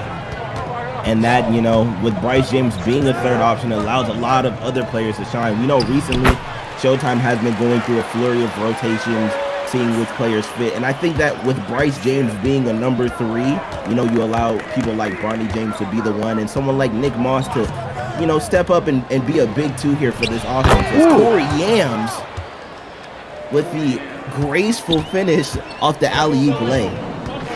Yeah, and Corey Yams, I was actually excited to see him come out and play today. He's been vocal as of late. I want to see if maybe his play on the court is going to back up all the chat he's been doing. Nick Beal takes a shot there and it's no good. And here comes Yam bringing up the ball up the floor here. Kicks it to Bronny, and they're going to set up their offense. A lot of motion going on here with this Showtime offense. Bryce hits his foot was inside the three-point line. That will be a 2, but that's a tough shot. That is something he does well, and if he can continue to build on, coming off the screen and that catch and shoot. He's really good at, if you've ever played basketball, your coach is going to tell you if you're a shooter, you catch the ball ready to shoot, already in a shooting stance, ready to just get it and go up with it. He did a great job of it there. Treys taking a lot of ill-advised shots here early, it seems. On Nick Moss, step back three-pointer. No good, but the rebound is secured. Back up and in. Showtime with a 7-point lead here off the bucket from Jason McLean. Yeah, Jackson McLean's one of my. I like him. I think I was telling you earlier. He's a guy to me that outside of Bronny James is the most reliable guy on this Showtime team. He might not be flashy. He's not going to put up 20 points, something like that all the time. But what he is going to do is he's going to come in. He's going to play hard defense. He's going to run the floor. He's going to rebound like we saw him there to get that second chance basket. He shows up and does his job every game. Well, Jason Crossover just responded, not with the reverse layup, but the putback and the finish there. Jason Crossover, 7'1" from Seattle native. A lot of people have been saying, with him shooting up to 7'1", it's definitely changed his game, because he's a lot bigger now. It's different whenever you're playing, what was he? 6'8", 6'9" versus being 7'1", that's huge. That is huge, and I'm going to be honest, I know the posts up there are talking about it, they'd like to see him do a little more. I think the thing about Jason Cross, and you can see it when he plays, is that he almost looks like he's still getting used to that 7'1" frame. Looks a little awkward sometimes, like he's not really sure how to maneuver that kind of size that he has now. Yeah, it's hard to, whenever you're used to playing a little bit smaller and then you kind of just shoot up out of nowhere, your game kind of gets thrown off here. Well, we do want to take this time out during this short break to say that we've got some amazing games coming up, so you guys do stay tuned for that here.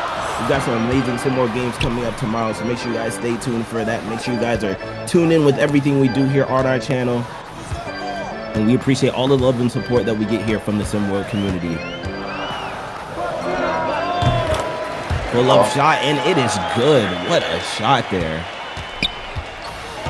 Asher Benedict with the contested shot. Substitutions were made here, so Asher Benedict with a beautiful contested shot here. Corey Yams on the other end, trying to get something to go here. That's not going to fall. Yams with another rebound, and it's rejected. A rejection by Jason Crosser. I mean, Carlton should have that in his bag. At 7'1", he's a lanky 7'1". I think, like we talked about, some of those coordination issues are going to keep getting better and better. And when he gets full control of that frame, he should be a menace on defense if he's playing hard. The shot there, no good here. In the hands of Ethan Letterman, and he's back on the other end here. Lob, no good. Back out to the wing, and they'll reset it here. 8 seconds left. 3, good. Showtime basketball. Another 3-point shot by Marcus Chisholm. Here in the final seconds of the third, the three-pointer's up, and that will do it for the fourth quarter of action. 6-point lead here. Showtime basketball taking the early lead here in the fourth. We're going to take a quick break here. Be back in just one moment.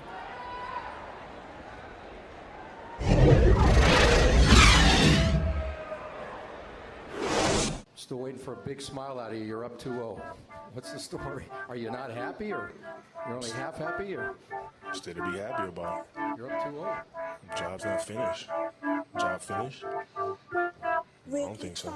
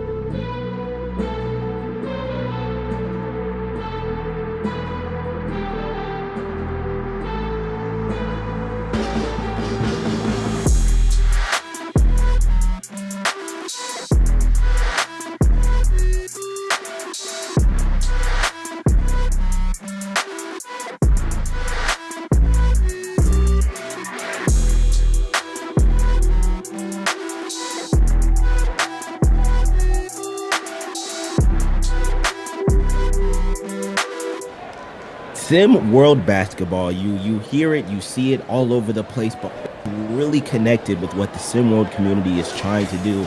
Well, here's your opportunity. We have multiple forms of social media outlets. You can subscribe to our YouTube channel. Those who are watching right now, go follow us on Instagram, Twitter, TikTok. Be connected with the game that we have here. And we appreciate all the love and support that we get from our amazing community here in Sim World. So we do appreciate you, but make sure that if you are watching these, whether at home, friends, family, other basketball lovers, make sure you share it around so that more of you guys can know about us, you know. So we appreciate all the love that we get. Reigning Treys here, trailing so far in the second quarter, but definitely plenty of time to make a turnaround. Yeah, definitely. We saw Asher Benedict, who's been real aggressive all game. He just got another bucket there. We'll see if that continues for them. That's another piece that could be nice. If Asher Benedict can get it going here, that would definitely be huge for the reigning Treys. Baseline pull-up jumper is good. And that cut the lead to 4.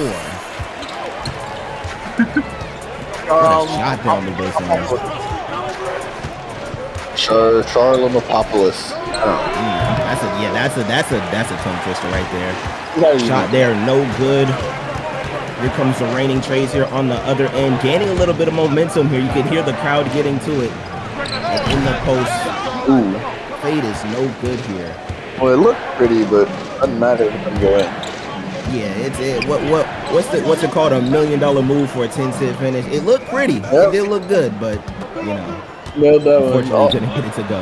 I'll take no bid.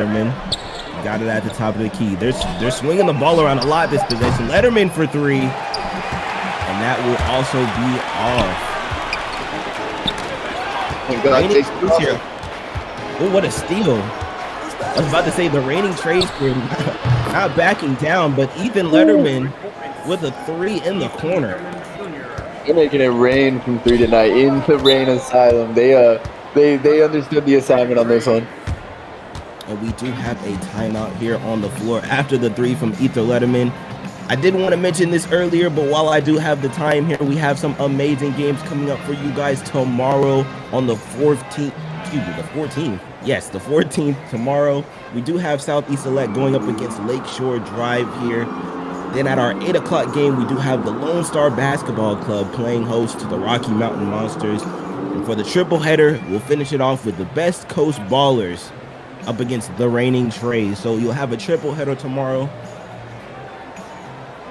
We also do have some early ESPN games that you don't want to miss with South SimWorld Africa going up against Rum DMV and Oceania playing against Europe. So you don't want to miss those ESPN early games along with our late night triple header. Stay tuned for all of those and much more here on the SimWorld channel. The Siege. Reigning Treys. Not backing down, but they knew this wasn't going to be an easy one. Well, and I think what we're seeing is exactly what we had talked about when we brought up how Showtime likes to run. A lot of these buckets they're getting are on possessions where they're getting stops on the other end, and Reigning Treys are not able to set their defense up. So what Reigning Treys needs to do is value the ball, take some smart shots. That's a great run there, great cut there inside. Get the easy layup. So that's what they got to do. If it means they got to take a little more time to get a good shot they can make, so they don't got to let Showtime get out and run. Oh, and there's the shake and the bake.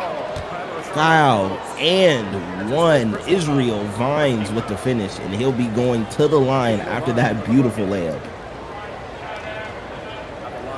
And this is interesting. What we're seeing so far from Showtime is not really been the Bronny show.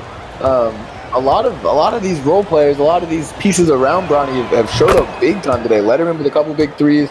You know, Israel Vines with the great shake and bake move there. Bryce James was leading them after the first quarter with 7 points. We're seeing great contributions from them and great contributions from the big men. We're just grabbing the boards tonight, and Corey Ems and Jackson are doing so. Great team tonight. What a behind his head, no look layup there, finish. I mean, these players, like when you see the moves that they're doing, the finishes that they're making, it's quite astounding. As a shot is up and good, extending the lead to 8 for Showtime basketball. That'll be Israel Vines once again. Yeah, Showtime's on a roll. Their shots are falling, and it's a really hard team to beat when they're making their shots. And there goes the steal. Showtime here on the other end here. He's got it inside in the post. Tightly contested shot, and that's going to be no good. Reigning Treys here back on the other end. Let's see what they do with this offensive possession. It looked like a man was trailing a little bit. 3-pointer is up and good. Wow. Jeez, was that a decoy? Oh, that's just a tough shot. I mean, yeah, a little decoy action there. Got the. That was a tough shot. Didn't set his feet, nothing like that. Wasn't late a bit. Basket, anything like that. I don't know. That was just a crazy shot. It seemed like he delayed a bit. Letterman with the response. Wow. Ethan Letterman. That last shot we saw was the shot that Jimmy Butler wished he hit at the end of that Nuggets game. You know, I didn't want to talk finals, you know, but you've already gone there, Seeds. Like you brought it up, so you know, Jimmy Butler. I wish he would have hit that one, you know, but since you brought up finals, I wish you wouldn't have taken that one. Yeah, it wasn't the best shot. I'll be honest with you, it wasn't. But I won't get on a rant about it. But you think somebody in the SimWorld League could have hit a shot like that? I mean, no. Maybe. I got a couple of names I could throw in there, but I'm not entirely sure. There are guys who can hit the shot. Jimmy Butler could have hit that shot. We've seen him hit some crazy shots, but like, that's just not the shot you want. Yeah. If you had to, let's put it like this: if you had to take one person from the SimWorld League, right? Everything's on the line, and they had to hit a shot like that. Who are you taking? Trey Turner. That would have been my pick. I'm gonna be honest. That would have been my pick. Showtime basketball extending it to a 10-point lead. He might be the only one who I'd trust to take that shot. If I had to choose a second, it would just be Bronny for the star power. Although he's not the best 3-point shooter in the league, and he's not top 5. But yeah, Trey Turner is the only guy who I would have any faith at all in maybe hitting that shot. Yeah, I'm definitely with you on that one, Siege. Showtime here with a 10-point lead and the steal by the reigning Treys. Back here on the fast break. The drive inside, and it's no good. Rebounded by Ethan Letterman, and Showtime is back on the other way. Reigning Treys starting to fall off a little bit here in the second quarter. Yeah, they got to keep up. They had a couple of turnovers in these last 2 possessions. They can't have those turnovers. They can't let Showtime get out and run like that. Well, they get a stop here defensively. Let's see if they can produce it into some points here on this possession. A lot of motion going on here offensively for the reigning Treys. Double team incoming, pass inside, and the finish. That's great basketball. See, that's just great basketball. And a timeout here by Showtime with 1:53 left in the second quarter.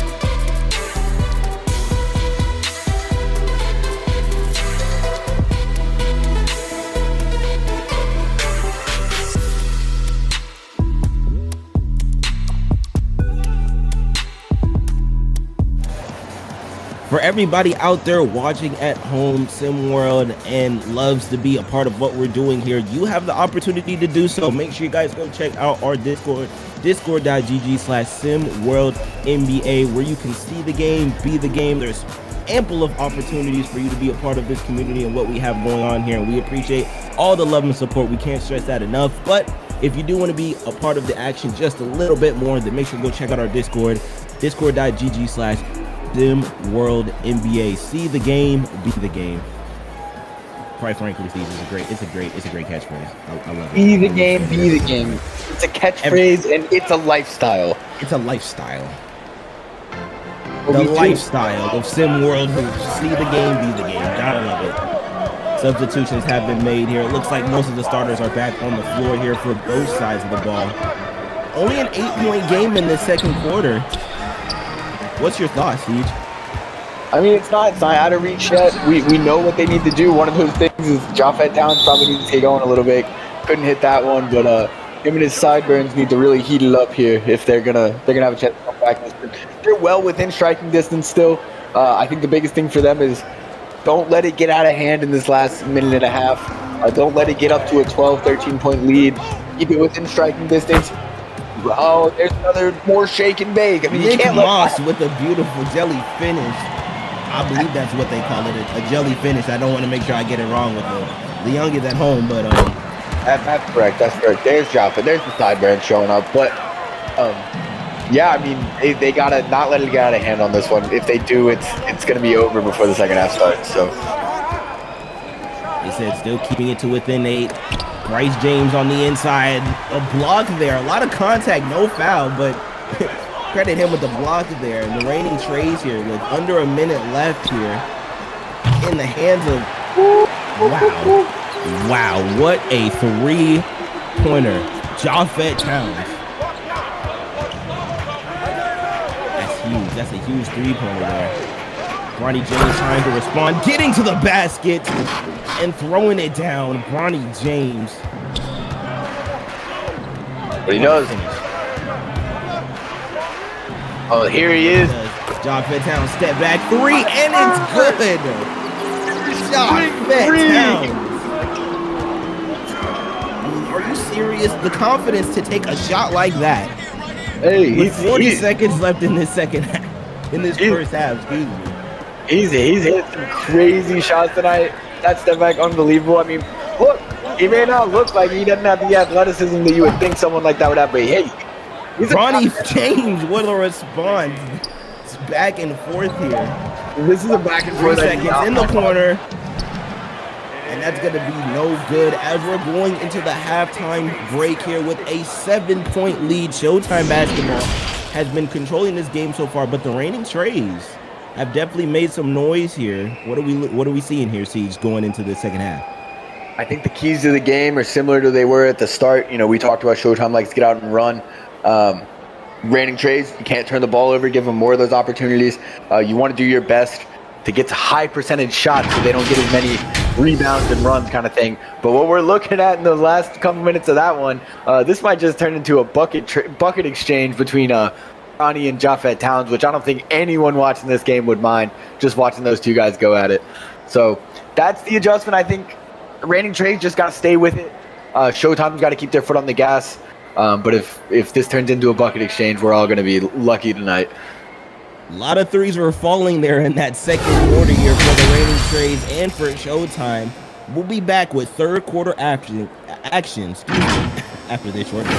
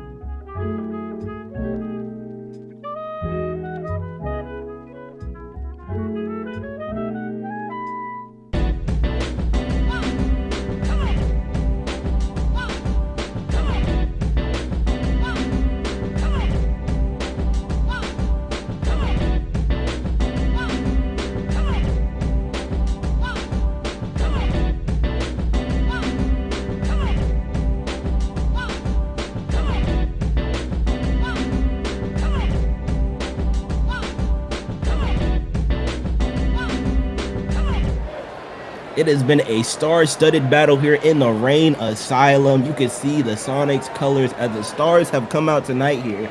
Showtime Basketball up by 7, but the score doesn't tell the half of this story, Siege. The score does not tell the half of this story.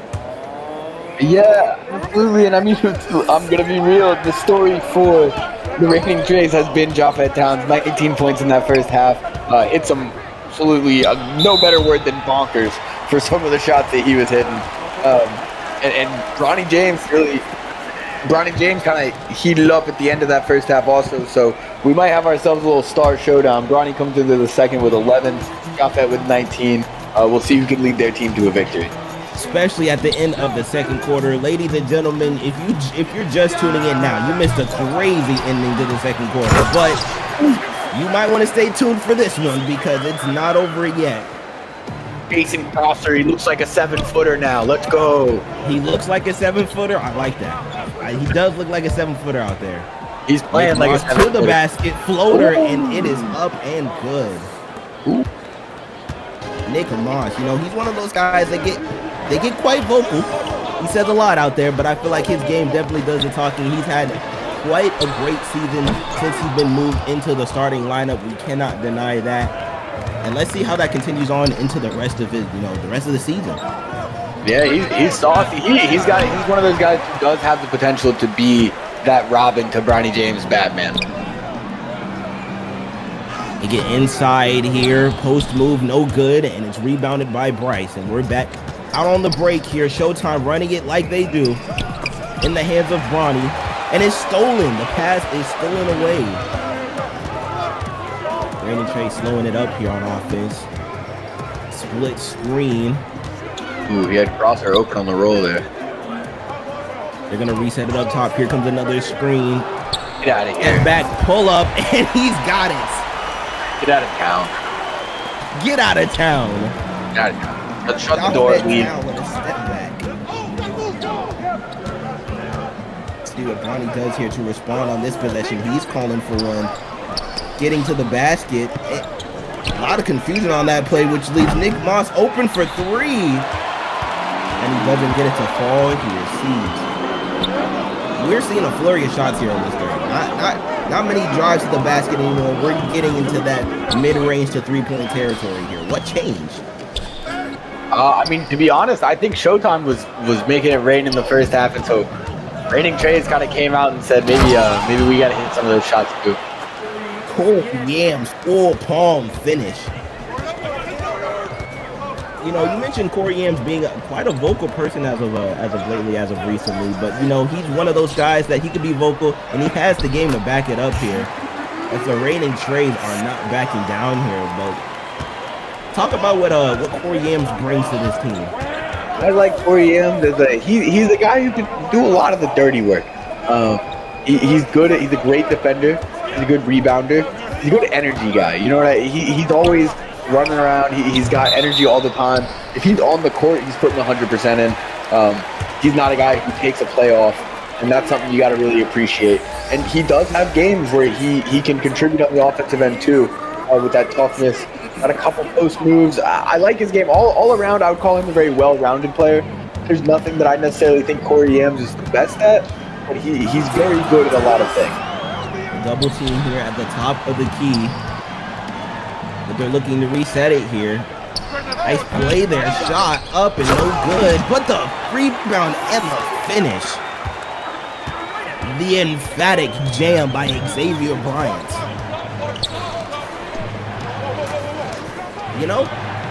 Talk about Xavier Bryant, Siege. You know what his nickname is? Let me know. They call him Weapon X. Ooh, that's a great nickname. I think it's quite fitting. Bronny getting to the basket. What a flurry of moves, and what a finish by Bronny James. A move. They call that one a pro move there. I believe he's got 13 with that one right there. On the other end, another finish. On the other end here for the Raining Treys. Nick Beal. You mentioned Nick Beal earlier and how big he was in this game, especially to this team. Yeah, I do think he can be another guy who's consistent for them next to, the Japhet Towns, the Jackson Crosser. Draco Whitford, the rotation was late there and they left him wide open for the three. That's not what you want to do, especially at this point in time in the game here. Let's see how the Raining Treys respond. A lot of spacing here on the floor. Screen set for Beal. They kick out to the corner. The shot is up and it is no good in the hands of Draco. We've got ourselves a ball game, ladies and gentlemen. I will not kid you. We do have ourselves quite the ball game here. Bryce James for three. And that is also no good here. Like I said, there's been a lot of shots that have been chucked up. Not entirely sure how I feel about the shots being chucked up right now. See, there's a lot of them. I mean, it's a lot. We're in the rain asylum, and whether you like the rain or not, it's gonna rain. So doesn't mean the rain is a good thing all the time. But you did say it was gonna be raining, so the rain may or may not hit you. You might be walking around in a dry spot the whole time, but it's gonna rain. It's gonna rain. What a beautiful lay and a finish there. Jason Crosser, he's had his, him And Towns, they definitely had their name stapled on this game so far for the reigning Treys here. Yeah, and I That think dynamic duo is big. if Bronny! Oh my goodness, Bronny James rising. I didn't mean to cut you off, Steve, but Bronny James rising up with a finish. There's two guys in the league who every time they drive to the basket, I'm assuming they're going to dunk it or get a tough finish. And that's Bronny James and Dominic Bianco. You see those guys go to the rim, and you're assuming it's going to end for the jam. Yeah, it's definitely big. We're going to take a short break here, and we'll be back with you with some more SimWorld action.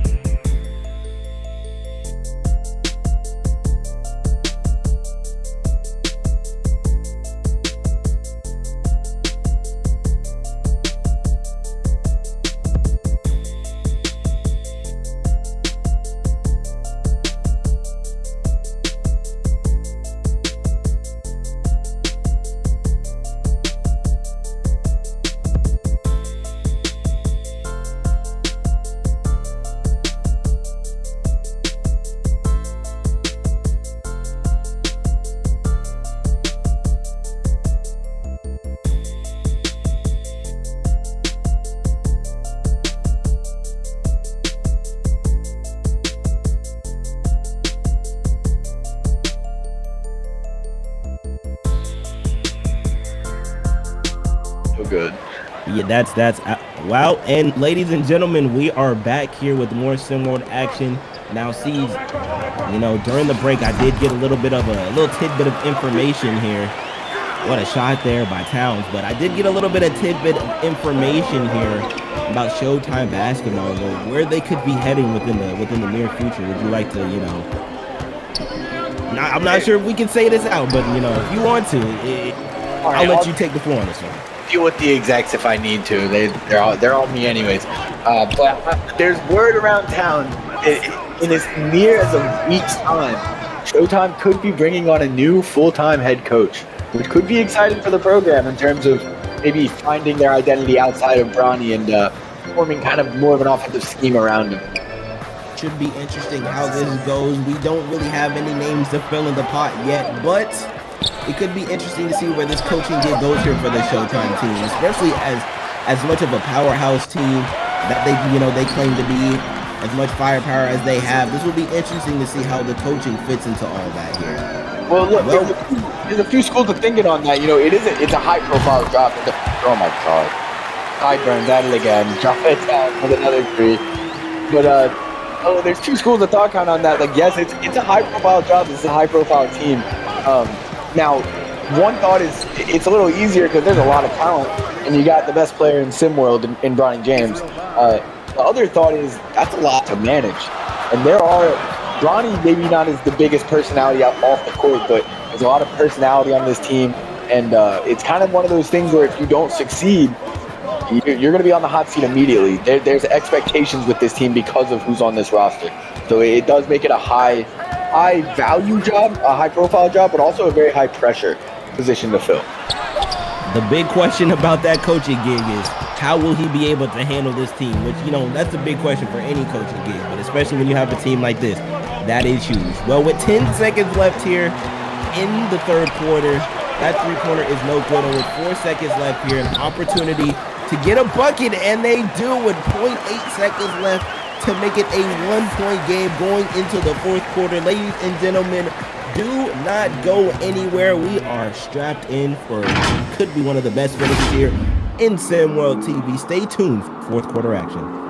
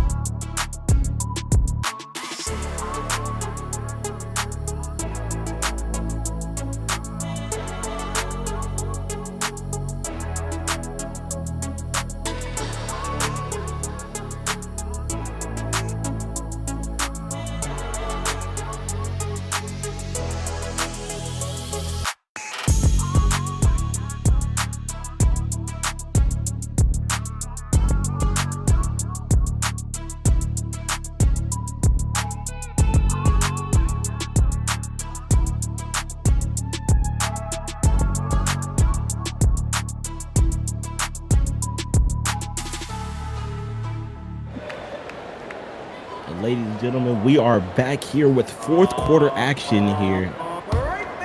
It has been an exciting game up to this one, and this one definitely can go down to the wire, Siege. What are your thoughts? Well, it's looking like it's Bron. We're going to take a short break here. We'll be back in just one moment. Give us 1 second.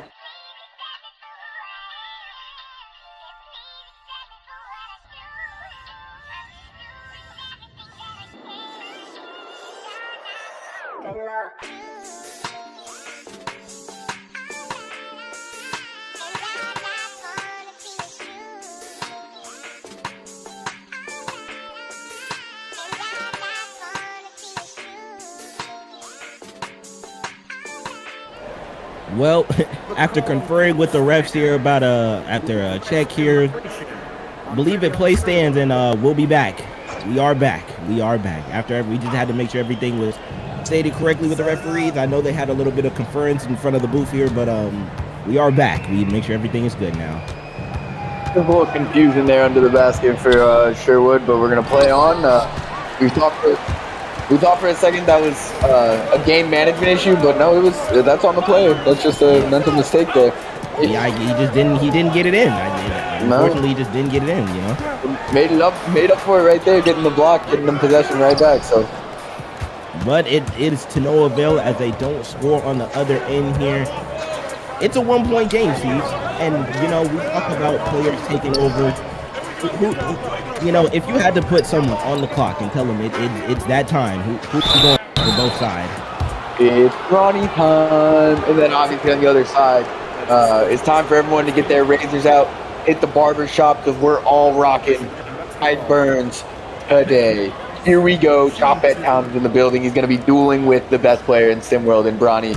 And look, Japhet Towns is not top 10 for no reason. See, and it's funny that you mentioned that because Bronny James is on the bench. Are they conserving him until later in the game here? But it's quite interesting that Bronny is not on the floor here to start this fourth quarter. Yeah, and I feel like we've seen this move from Showtime before. You know, if they were down by any amount at all, I think Bronny being right now, I think right now they're confident. Their other guys have been playing well today. We got a lot of guys who have contributed, so I think they're, like you said, they're conserving some energy for him. He'll probably come in around anywhere after the 6-minute mark. I think when we get our first break, we'll see him come in and come in a little more fresh. See, I was honestly ready for the, you know, what a beautiful Euro step move in the finish by Towns there. He left honestly. I honestly thought you were gonna sit here and be like it's Kylo Charlan Popolupa's time, but you know, you said Japhet Towns, so I guess we can go with that answer there. 3-point game here for the reigning Treys. And it really is anyone's game here. We'll see how it goes here. Towns has got Moss on Island. He drives to the basket. What a move and a finish there. Japhet Towns Somebody get Nick Moss a GPS for his birthday. He does not know where he is right now. That is absolutely crazy. That is wild. A GPS? He needs something. A whole GPS? That means we'd have to get him a car or something. I mean, look, he blinked and he was in a completely different spot on the court. Japhet Towns left him senseless. Well, the reigning Treys here with an opportunity to take the lead here on this possession.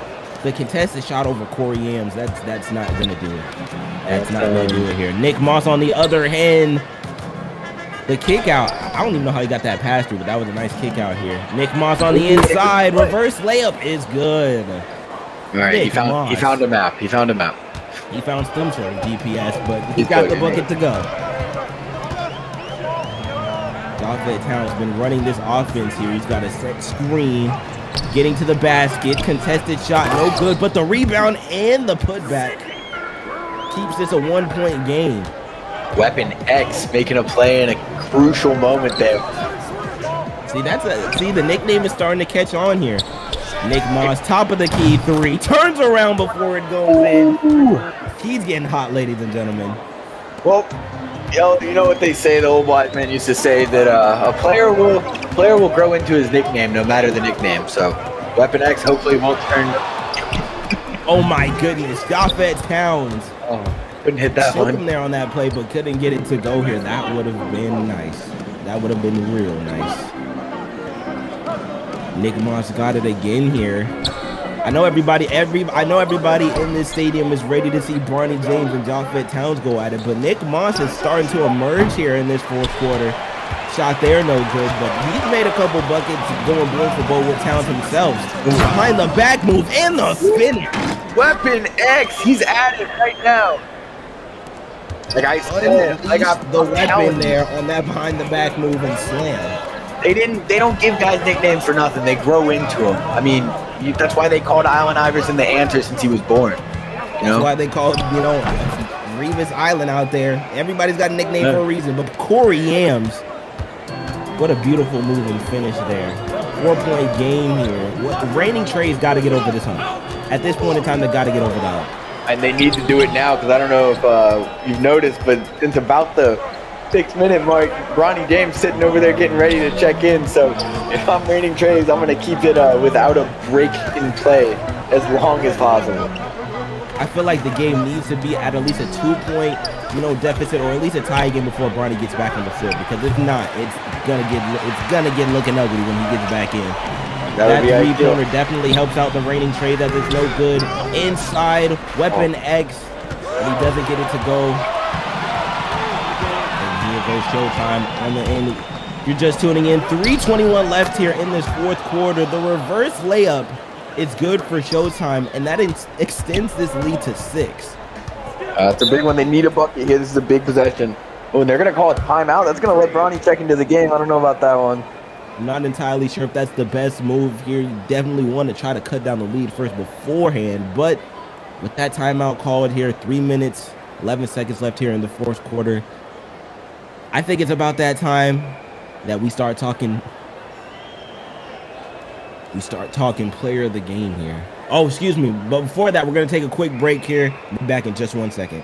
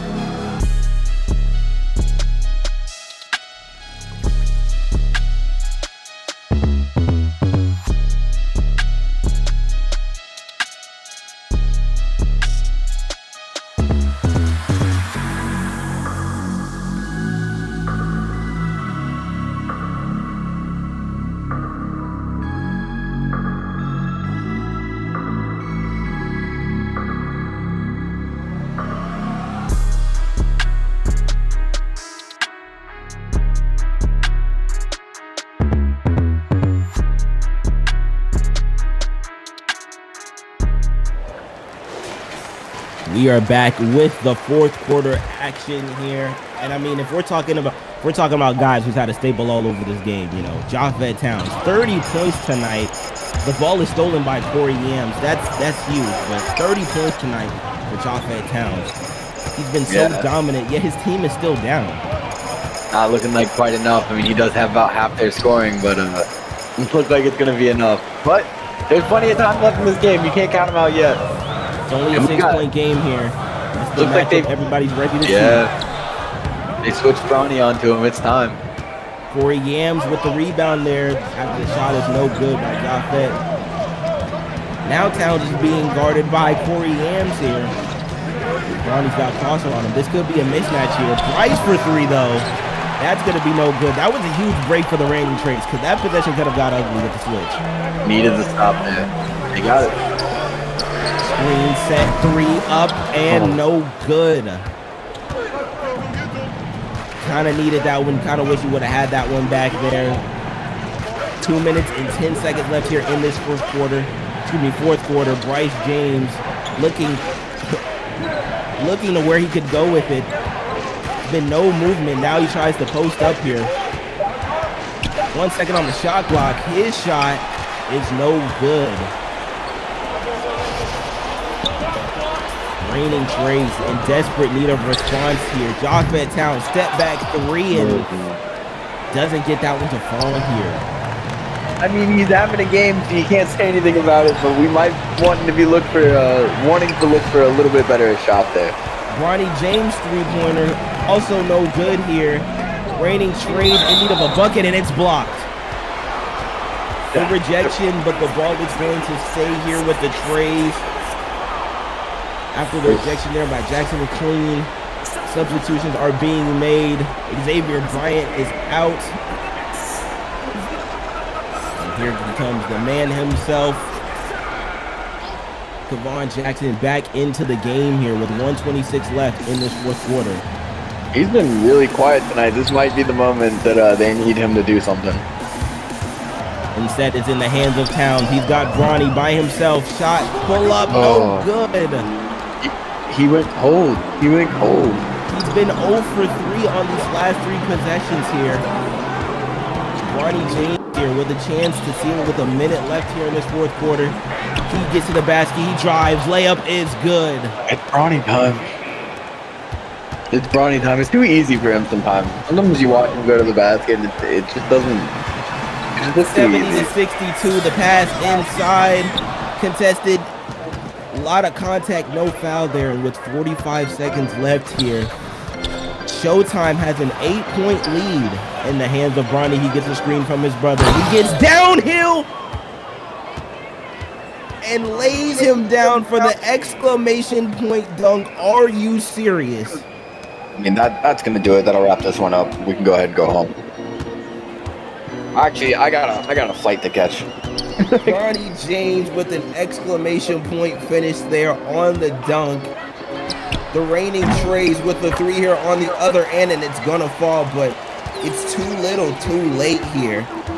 As Showtime basketball can dribble the clock out, and with an emphatic jam, Showtime is going to take the victory on this one. They extend their record to 14-7 on the season, where the reigning Treys will drop down at an even 500, 10-10 on the season. This has been a crazy game up until the end here. For everybody here in the SimWorld broadcast, LOB on the call, my main man Siege is the host, everybody a part of the production team. This has been an amazing night of SimWorld basketball. We'll see you back here tomorrow for another triple header that you don't want to miss. And until next time, see the game, be the game.